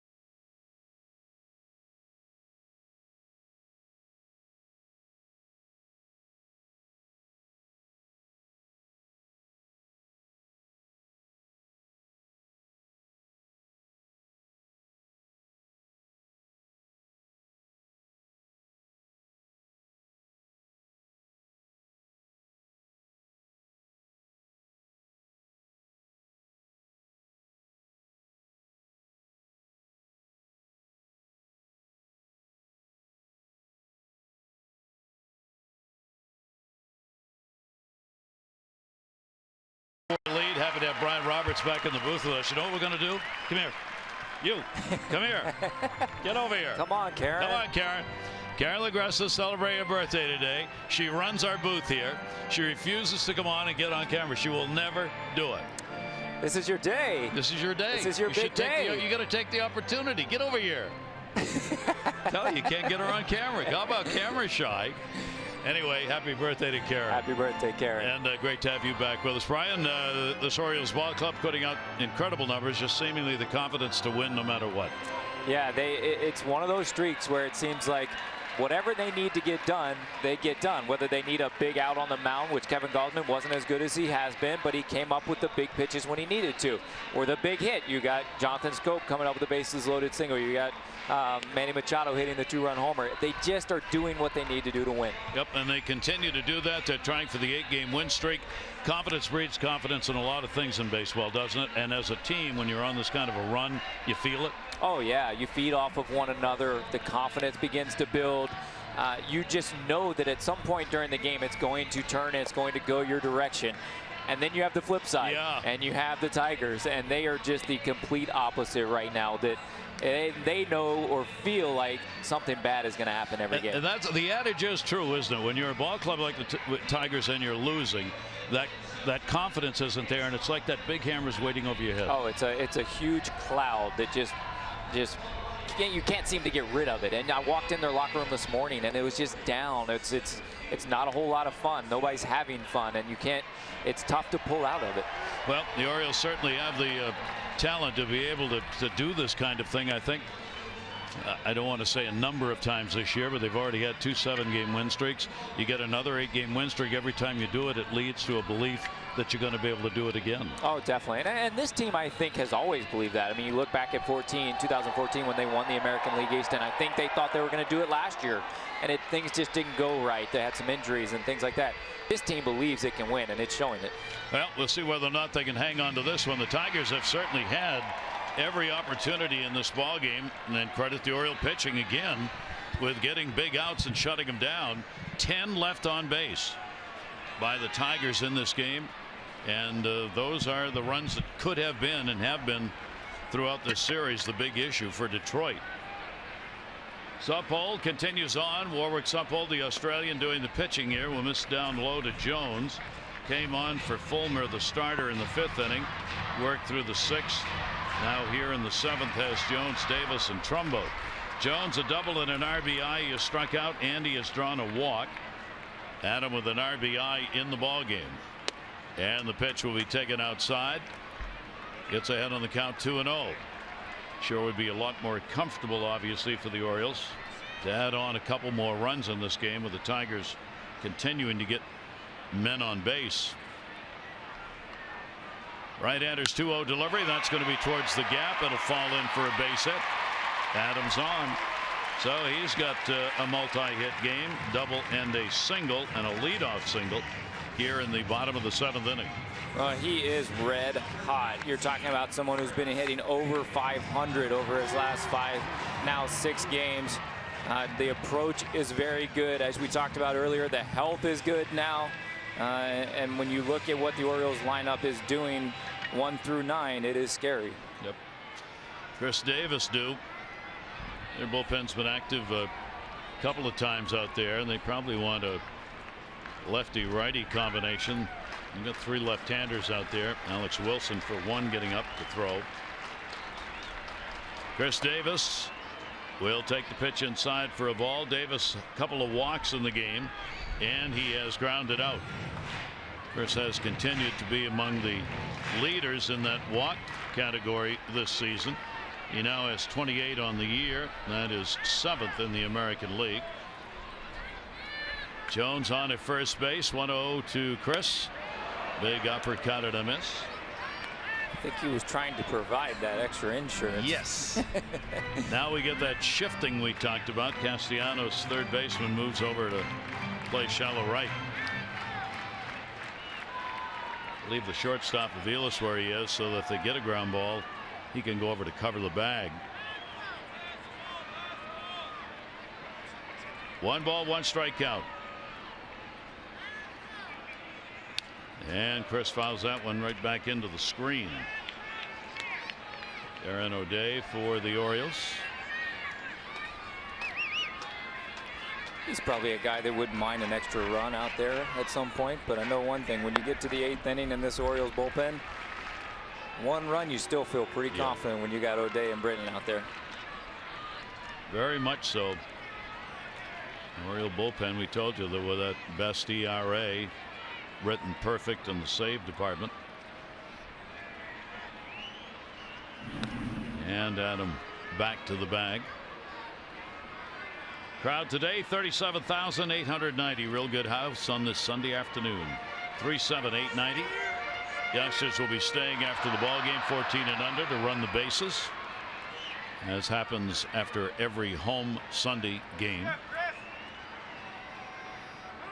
1-2. Well, Sapo has done timeout. at least what they kind of needed, someone to eat up a little bit of that bullpen in these innings. You know, they've used the back end of that bullpen so much, and he's done a good job so far of trying to give them a little break. 1-2 pitch on the way, and one upstairs on Chris. Well, we see it again. The high fastball that has been very consistent today. Supple goes right back to it again. 92 up in the zone, up and out over the plate. Looks really good out of the hand, but it's just so hard to catch up to. Chris knows it as he swings. You just wish that you could lay off of it more than you do. Supple's got 4 strikeouts. One down now with Adam on at first base. Trumbo up. 0 for 2. He's drawn a walk. Couple of hits, 12 at bats in the series. Throw over to get him back. Now you can tell from hitters' reactions, and you can tell from the swings that you get. Even though Supple's only about 92 miles an hour, it's apparent, very apparent, that that 92 looks a lot harder than maybe that gun reads, based on the swings that he's getting.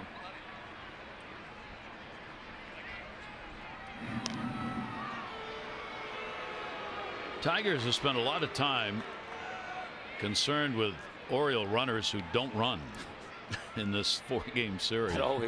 That always baffled me. I never understood that. I don't know if people either don't look at the stats, or maybe they're just trying to accomplish something that I'm not really sure what they're trying to accomplish. Yeah, I don't know. Pitch on the way. Sometimes I've often thought, I mean, the signs come from the dugout, in this case Brad Ausmus, whether or not he wants a pitcher to hold it longer, step off, throw over. Pitcher doesn't have to do that, but sometimes I think pitchers don't want to throw the ball to the plate, will use going to first base just for an extra breath. Pitchers don't want to do it, but I can guarantee you, someone who just came up from the minor leagues, if it comes from the bench, he's throwing to first base. 0-1 is going to be taken outside, yeah, especially when it's a former catcher, Brad Ausmus, over there as your manager. Yeah. Last thing you want is the guy to steal second when you were supposed to pick off. There is Brad, hoping his ball club can get going. 1 ball, 1 strike count, 1 away.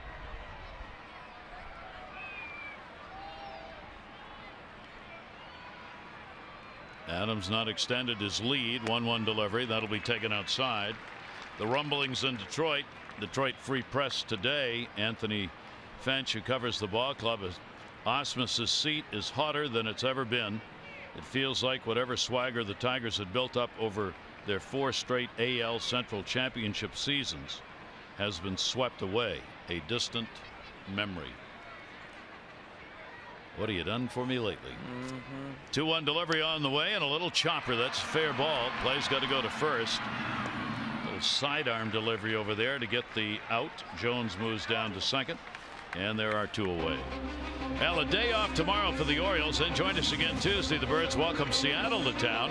Ubaldo Jimenez will be on the mound against Wade Miley. Our coverage on MASN 2, 6:30 O's Extra, presented by Southwest, followed by our game coverage at 7. All the access you need right here on MASN. So let's see if Jonathan Schoop can get it done.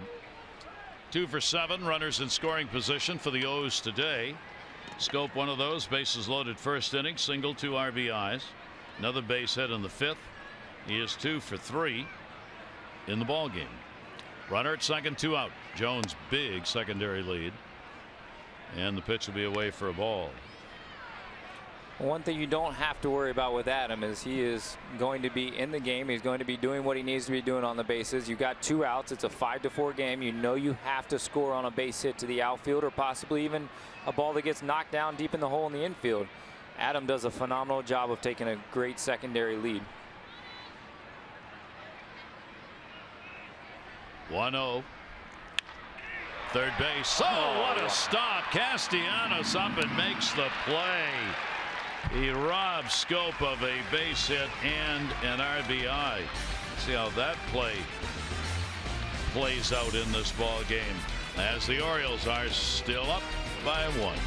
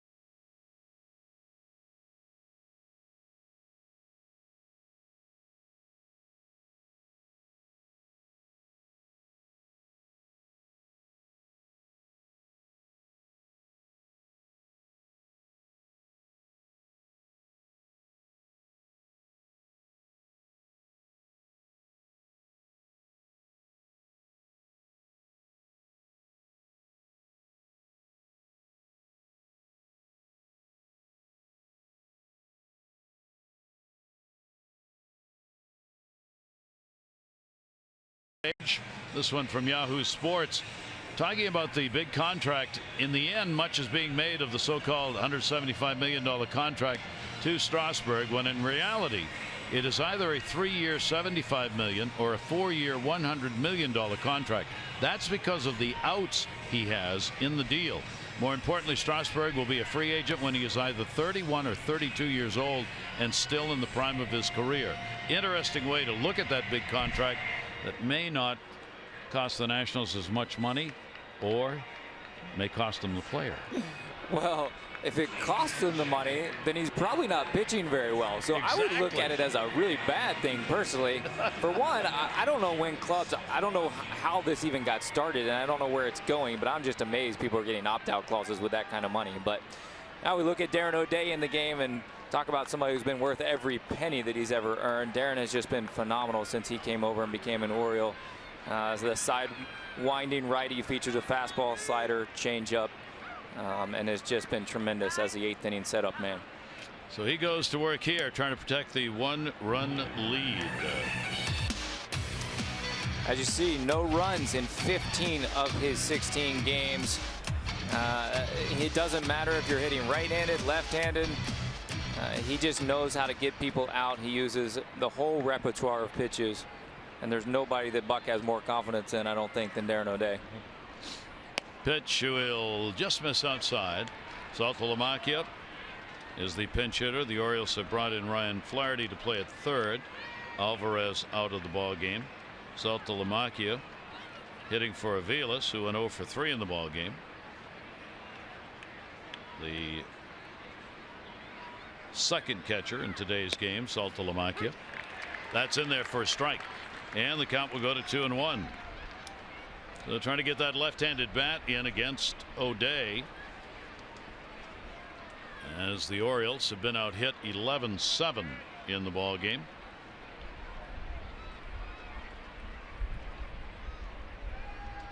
And the 2-1 deliver. Saltalamacchia will swing through it. Well, this is what you see from Darren O'Day. He falls behind 2-0, and a lot of times that means trouble. He goes to a little backdoor slider to get him back in the count at 2-1. then he runs that high fastball that is so hard to get to as a left-handed hitter. When you face a side armor, most of the time what you're telling yourself is to make him get the ball up. But the problem is when Darren gets it up, you can't hit it. 2-2 delivery. Sanko Lamakia will go down swinging. So Day starts it with a K. And there it is. It's the same pitch. It's that 87-mile-an-hour fastball that looks like 98 coming off from the ground, from the shoe tops. And as I said, most guys that throw from down there, the goal is to make them get the ball up, because if it's down, then it's going to run and stay down even more, and you're just going to pound it in the ground. But Darren uses that so well to his advantage, knowing that guys are looking for the ball up. But there's something about his that stays up on that plane that guys just can't catch up to it. So the top of the order, Ian Kinsler, double, home run, his 7th, hit by a pitch and lined out. Kinsler's 2 for 6, lifetime off O'Day. 1 away in the 8th inning. And the pitch will be there for a strike. Irony of this series here, the Orioles looking to sweep the 4 games. The Tigers have actually out-hit the Orioles 35-34 so far in the 4 games. And in fact, they've out-hit Baltimore in 3 of the 4. They're out-hitting him here 11-7. Wilson in the bullpen. But their bullpen has failed them. And their hitters in key situations have not been able to get hits off the Orioles staff. 0-2 count on Kinsler. J.D. Martinez waiting on deck. Yeah, if you watched these 4 games, that's a hard stat to believe that the Orioles have been out-hit in this series. All these runners left on base by the Tigers. 0-2 pitch on the way, and a swing and a miss as it tailed up and away. And we see it again. It doesn't matter, right-handed, left-handed. He uses the same arsenal, the same pitches to his advantage. You get the ball running up and away from Kinsler. A good fastball hitter, Ian, has been his entire career, and he just cannot catch up to it up around belt high, letter high. And we see Darren do it over and over again. So that'll bring up J.D. Martinez. Martinez, a base hit, a walk. He is struck out and flied out. 0 for 4 off Darren O'Day. 2 down, nobody on. Orioles have the lead, 8th inning, 5-4. Orioles have gone 5-2 in 1-run games. Detroit's gone 4-6. At Joe Walters Ball Club, 23-12.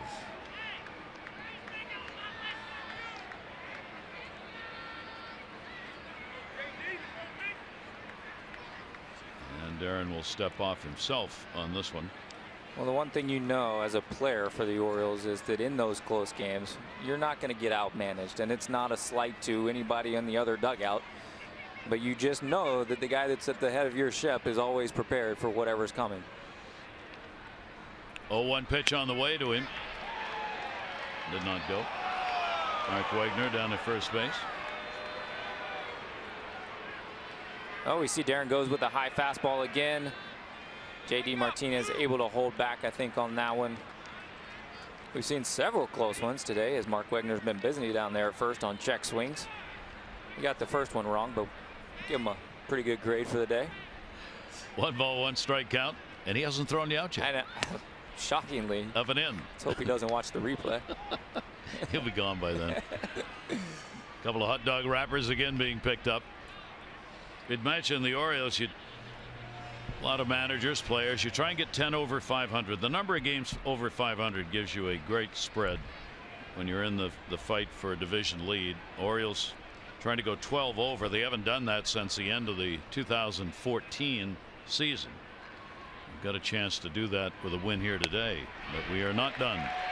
It is in there for a strike, and the count will go to 2-2 on J.D. Martinez. We've seen it twice in this inning where Darren's been behind in the count. And guys, you think you're going to get a good pitch to hit, and yet he flips in that frisbee slider that you don't want to hit in a hitter's count and gets himself right back even at 2-2, where now he can go with whatever he wants. 2-2 delivery on the way and a check swing. Mark's going to have to ice his shoulders tonight. Well, he didn't throw me out, but somebody else might get thrown out. Oh, wow. But chatting. You see that one? That one looked like he might not have been able to hold up. Buck asking him how his kids are today. 3-2. You need like the NBA arrow on check swings. You get one, you get one, you get one. 3-2 delivery put up in the air, center field. Jones. Adam back at the wall. It's carrying. Goodbye home run. That ball just kept on going. And now that check swing is really going to rankle the Orioles dugout. J.D. Martinez on a 3-2 pitch delivers a home run that ties this game up at 5. Well, if he hasn't been thrown out yet, it could be close now. This is one of those things, as a hitter, you feel like you might have gotten an extra chance. You know probably that you swung. And when you look down there and you see the no swing sign, you feel like you have new life. And we don't see this very often. But that's that high fastball that Darren struck out the first 2 hitters on. And J.D. Martinez put a good swing on it. And that ball carried a lot farther than I think you and I both thought. Maybe we're not sure where that hot dog wrapper's blowing, but apparently it's blowing that way. Adam, I think, thought he had a play on that too.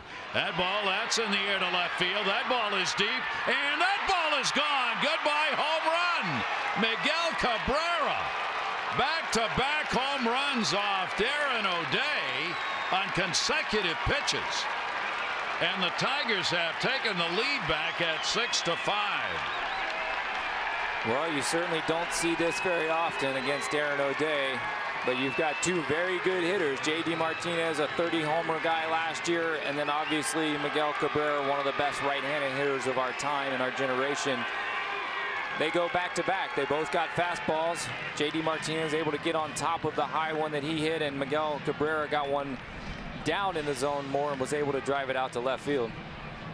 So Cabrera's 6th home run. This all started on the check swing to Martinez that would have been the final out of the inning. And then the next pitch he launches, and then the next pitch Cabrera launches.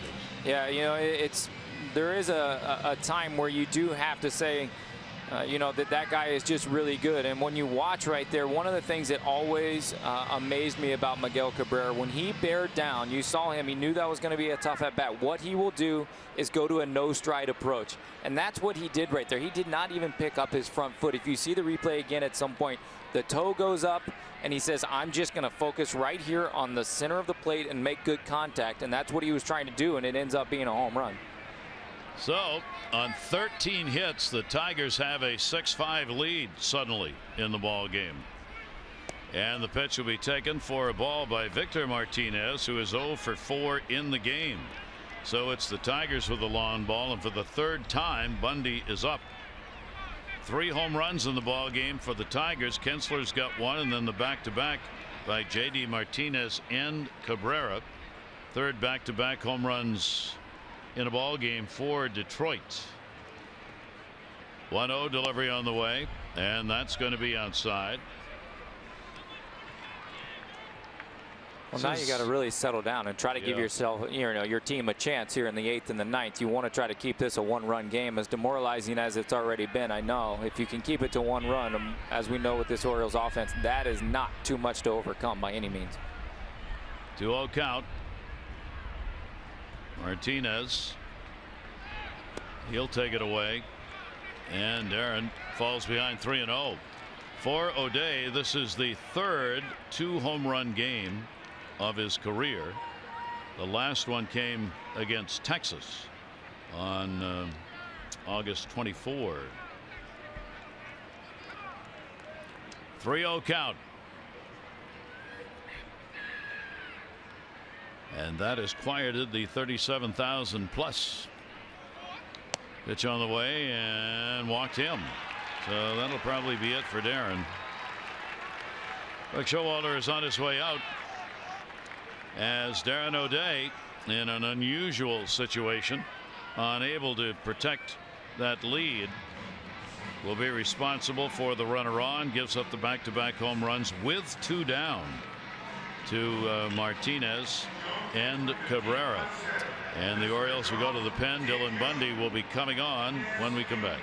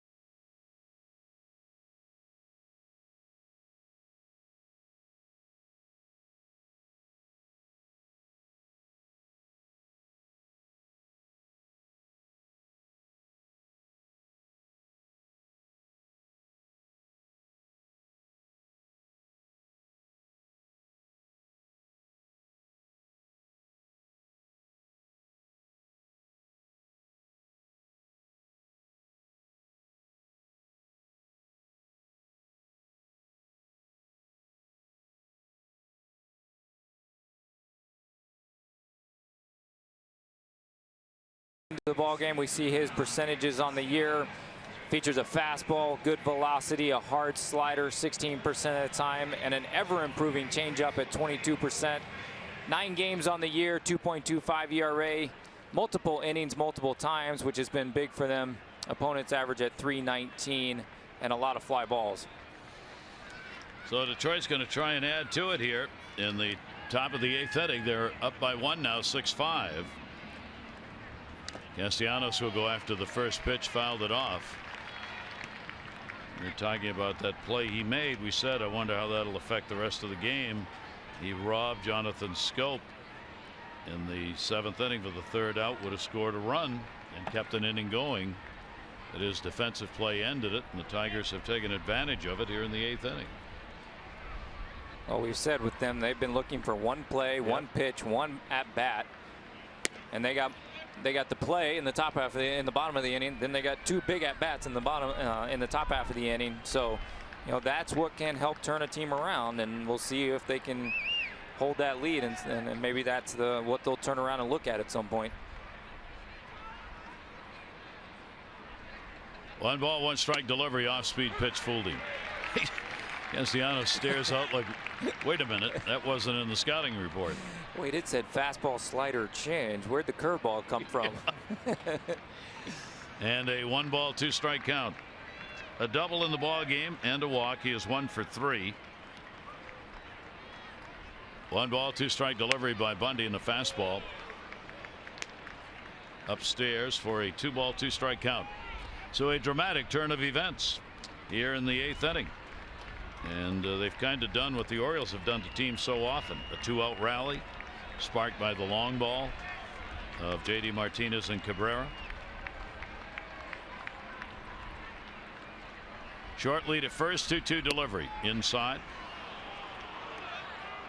Full count, 3-2.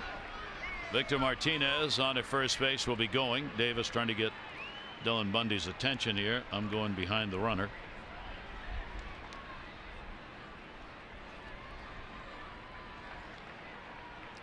Aaron O'Day just kind of walking over there in disbelief. Great off-speed pitch.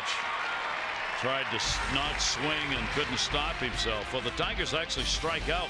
2 home runs though. They're up 6-5.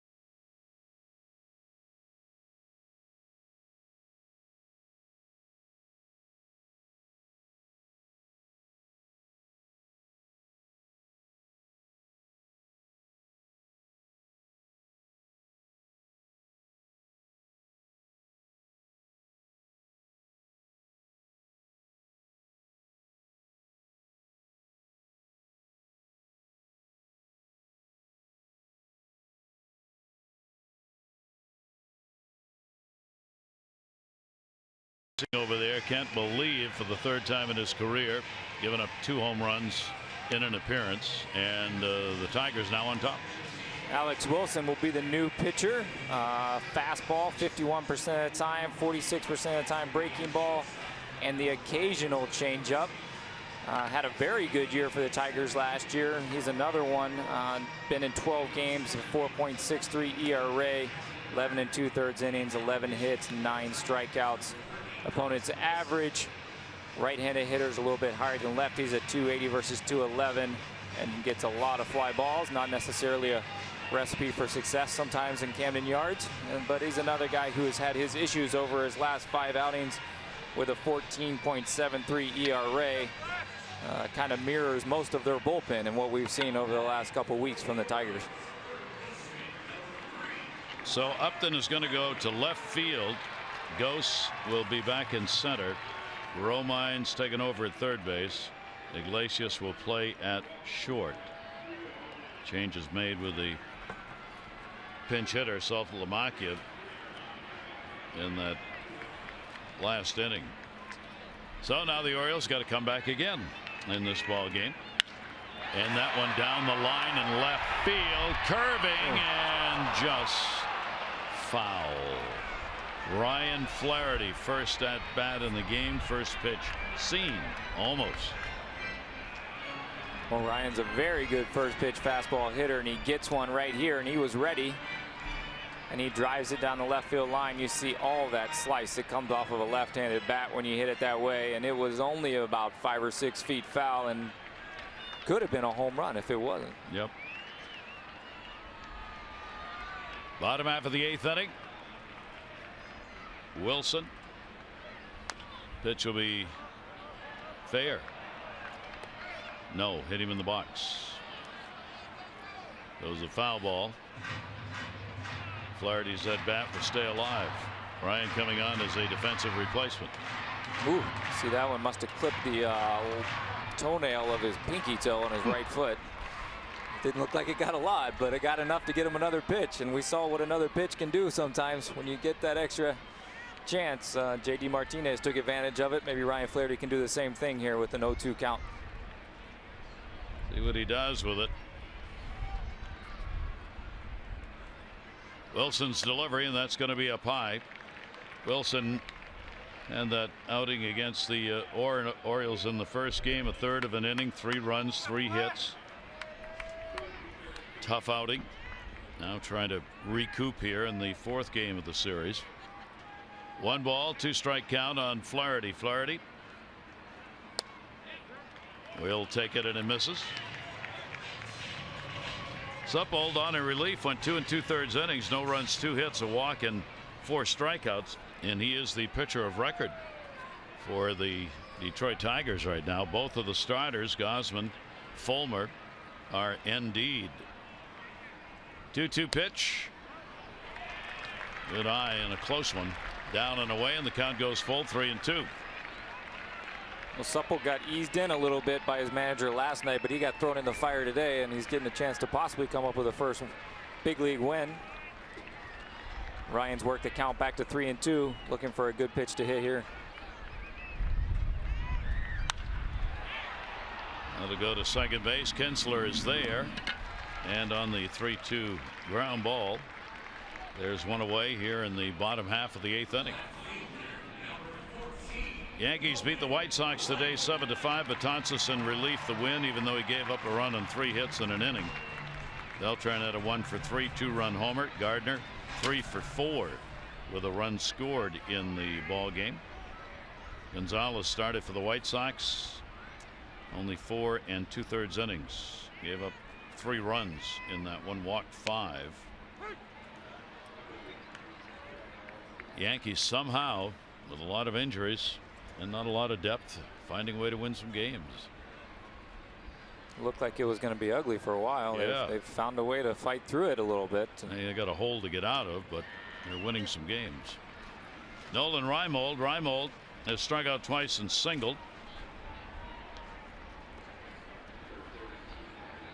You see Zach Britton getting loose in the bullpen in case the Orioles can come back and tie this thing up. 1-1 delivery. slider that goes down and away and misses. 2 ball 1 strike count. Matt Wieters is out in the on deck circle. Be pinch hitting for Caleb Joseph. Matt of the big 2-run home run last night. Big situation. 2-1 delivery to Reimold. That is there for a strike. 6-13-1 for the Tigers. They have left 11 on base in this ball game. Orioles 5-7-0. They've left 7. Orioles came back in the first inning to get the lead in the ball game. A couple more in the 5th inning, and that one is going to be strike 3. Reimold is gone. Well, Alex Wilson won't overpower you with fastball velocity, but he does it right here with great location. 2-seamer that runs right back over the outside part of the plate. You see that 2-seam movement, and it gives you that late life and that late run back towards the outside corner. Nolan Reimold just kind of frozen and deer in headlights. Sometimes it's just too good a pitch, and there's nothing you can do with it. So Matt Wieters is the pinch hitter. 8th inning, 2 down, nobody on. Wilson's delivery to him will be taken down low for a ball. For Matt, he's hit .238 from this side of the plate. Both of the home runs have been hit left-handed. 4 for 19 batting right-handed. 1-0 pitch to him up the middle, hit the mound, goes to short. Iglesias makes the play, and Alex Wilson comes on and has a 1-2-3 inning. So after 8, the Tigers try to avoid being swept, lead it by 1.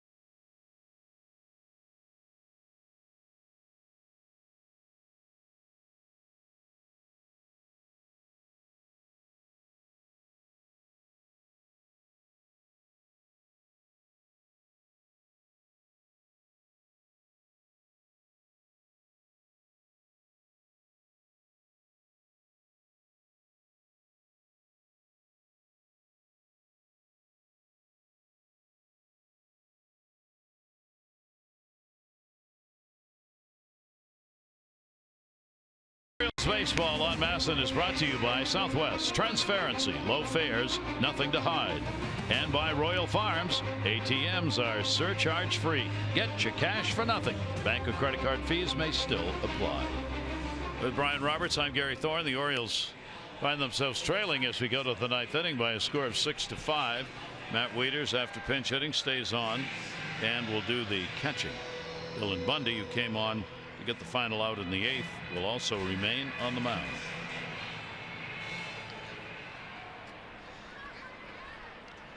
Rodriguez hoping that he will have a save situation for the first time in this series.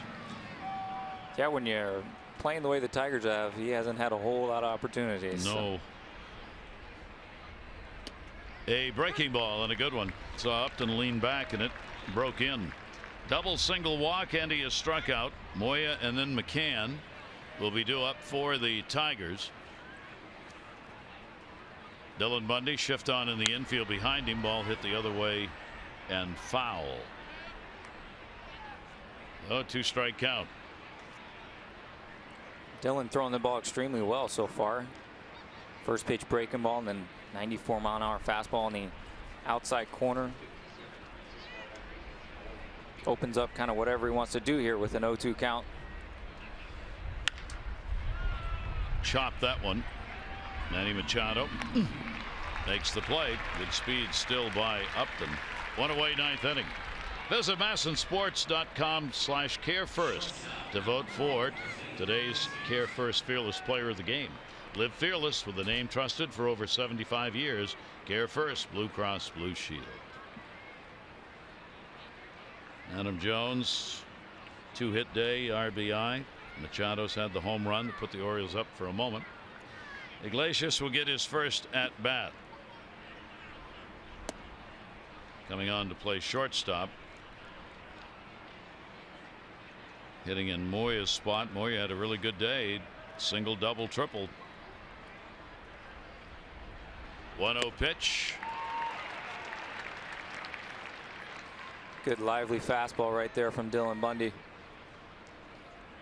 This is something that certainly Orioles fans and people have been waiting for. We've been waiting to see Dylan healthy and have hopefully a full season of watching him throw the ball like this. You see that fastball again. His stuff is just electric, and it's why the Orioles were so high on him. It's why they spent a #1 draft pick on him, and just the health issues. But now he's back. Says he feels great. 1-2 delivery on the way. Iglesias will take that to right field. Rickard is there, puts it away. There are 2 down. And just like we promised earlier in the game, it's Miller time, brought to you by Miller Lite.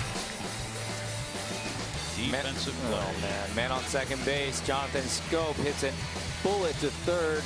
Nick Castellanos makes the short hop pick to his left on the dive. Saves a run, which would have put the Orioles up by 2 going into the top of the 8th inning. Instead kept it a 1-run game. They turned around and hit 2 solo home runs to take the lead. We said it, you said it on the call. You said we'll see what that play means later on, and it ended up being a big one for sure. Here is James McCann, 2 down here in the 9th inning. A base hit RBI, 1 for 4.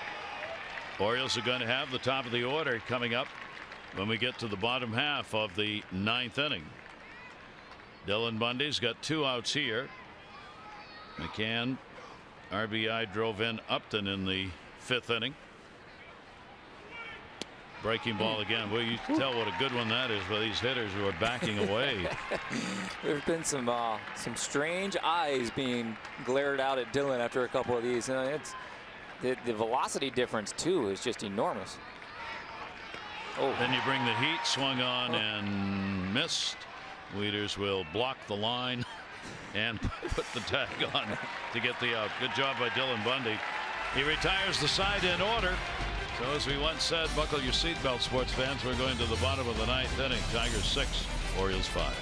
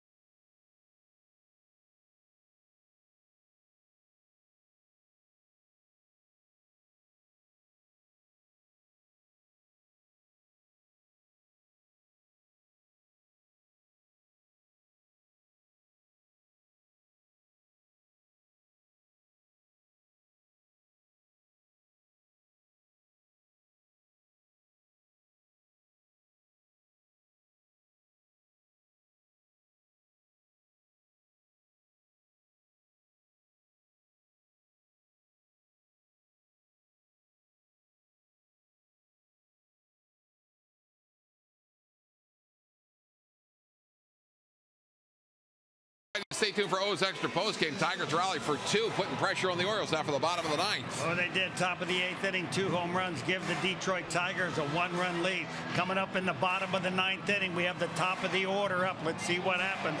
Tigers bullpen's been real tough on the Orioles for the first time in the 4-game series, so we'll talk about that and much more as O's Extra Postgame begins shortly. Let's go back upstairs now for the bottom half of the 9th inning with Gary Thorne and Brian Roberts. All right, Tommy Rick will have a look at, and what will it be? An Orioles sweep or the Tigers avoiding it here? And we see Francisco Rodriguez, a former Oriole for a short period of time, comes in to try to close out the 9th. 53% fastball, 12% breaking ball, and a changeup. 13 games, 4.63 ERA, 8 of 9 in save opportunities. Opponents hitting .289 on the year.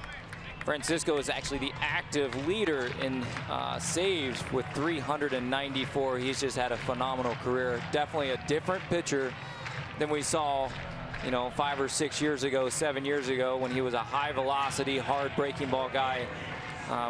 Definitely relies more on his command now and knows how to pitch a little bit, uses a changeup more often, but still able to go out and get the job done.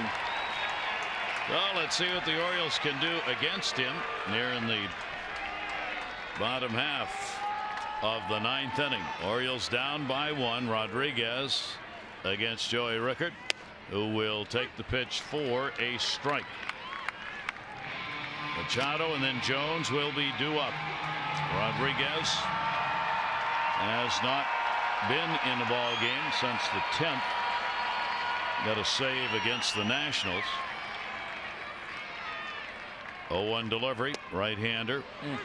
Over the top of that breaking ball, 0-2. And there's that good breaking ball that he's had ever since he came up with the Angels back in the early 2000s and burst on the scene, striking out 10 or 15 per 9 innings, and he still has it. 0-2 count. And then brings the 89-mile-an-hour pitch up a little bit. Rodriguez, 29th game against the Orioles. He's got 2 wins, 2 losses, and 12 saves. 3.58 lifetime ERA against the O's. 1-2 pitch by Rodriguez down to third base. Rickard keeps the at-bat alive here, 1-2. The Orioles comebacks, they've done a lot of them. On top in the American League with 13. Rangers, Red Sox. Averages 8 in the American League for comeback wins. No surprise, 3 teams that swing the bat pretty well at the top. You got to be able to score runs to come back, and the Orioles can certainly do that. And the right part of the order up there. Here's the 1-2 delivery, and that's going to be outside. Well, Rickard doing what he does best, putting together a very competitive at-bat. Francisco Rodriguez tried to use the changeup right there on the outside part of the plate to get him to chase. Rickard being patient, very good take.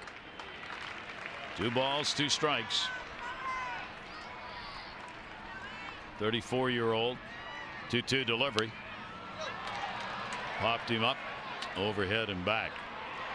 With the Orioles, Rodriguez, he was here as mentioned in 2013.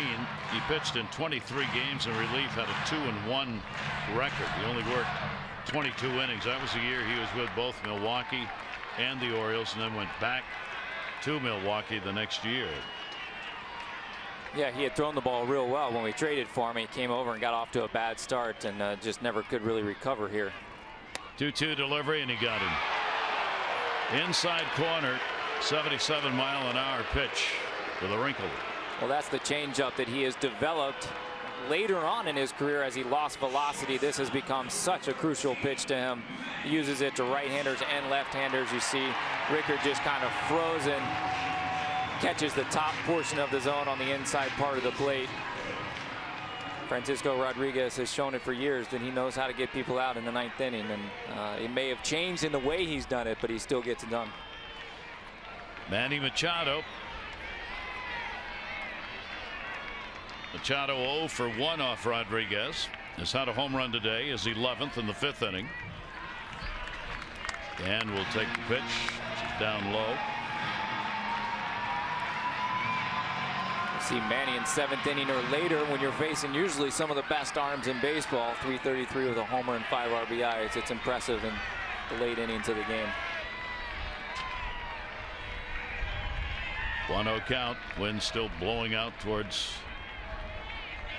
left center. 1-0 delivery. Rodriguez. Manny will ground that one down to third. Big hop. Romine. 2 down.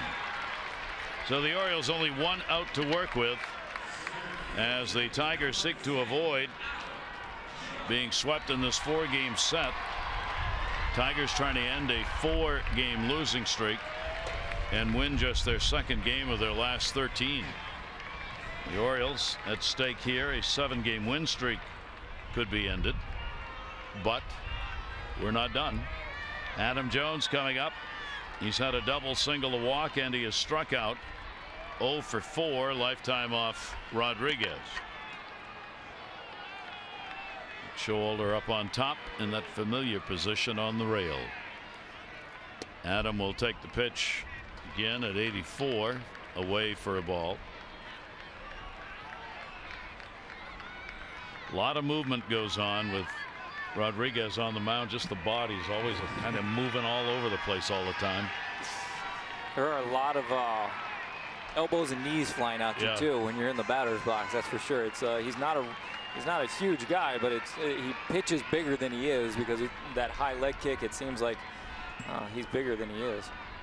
1-0 count with 2 away.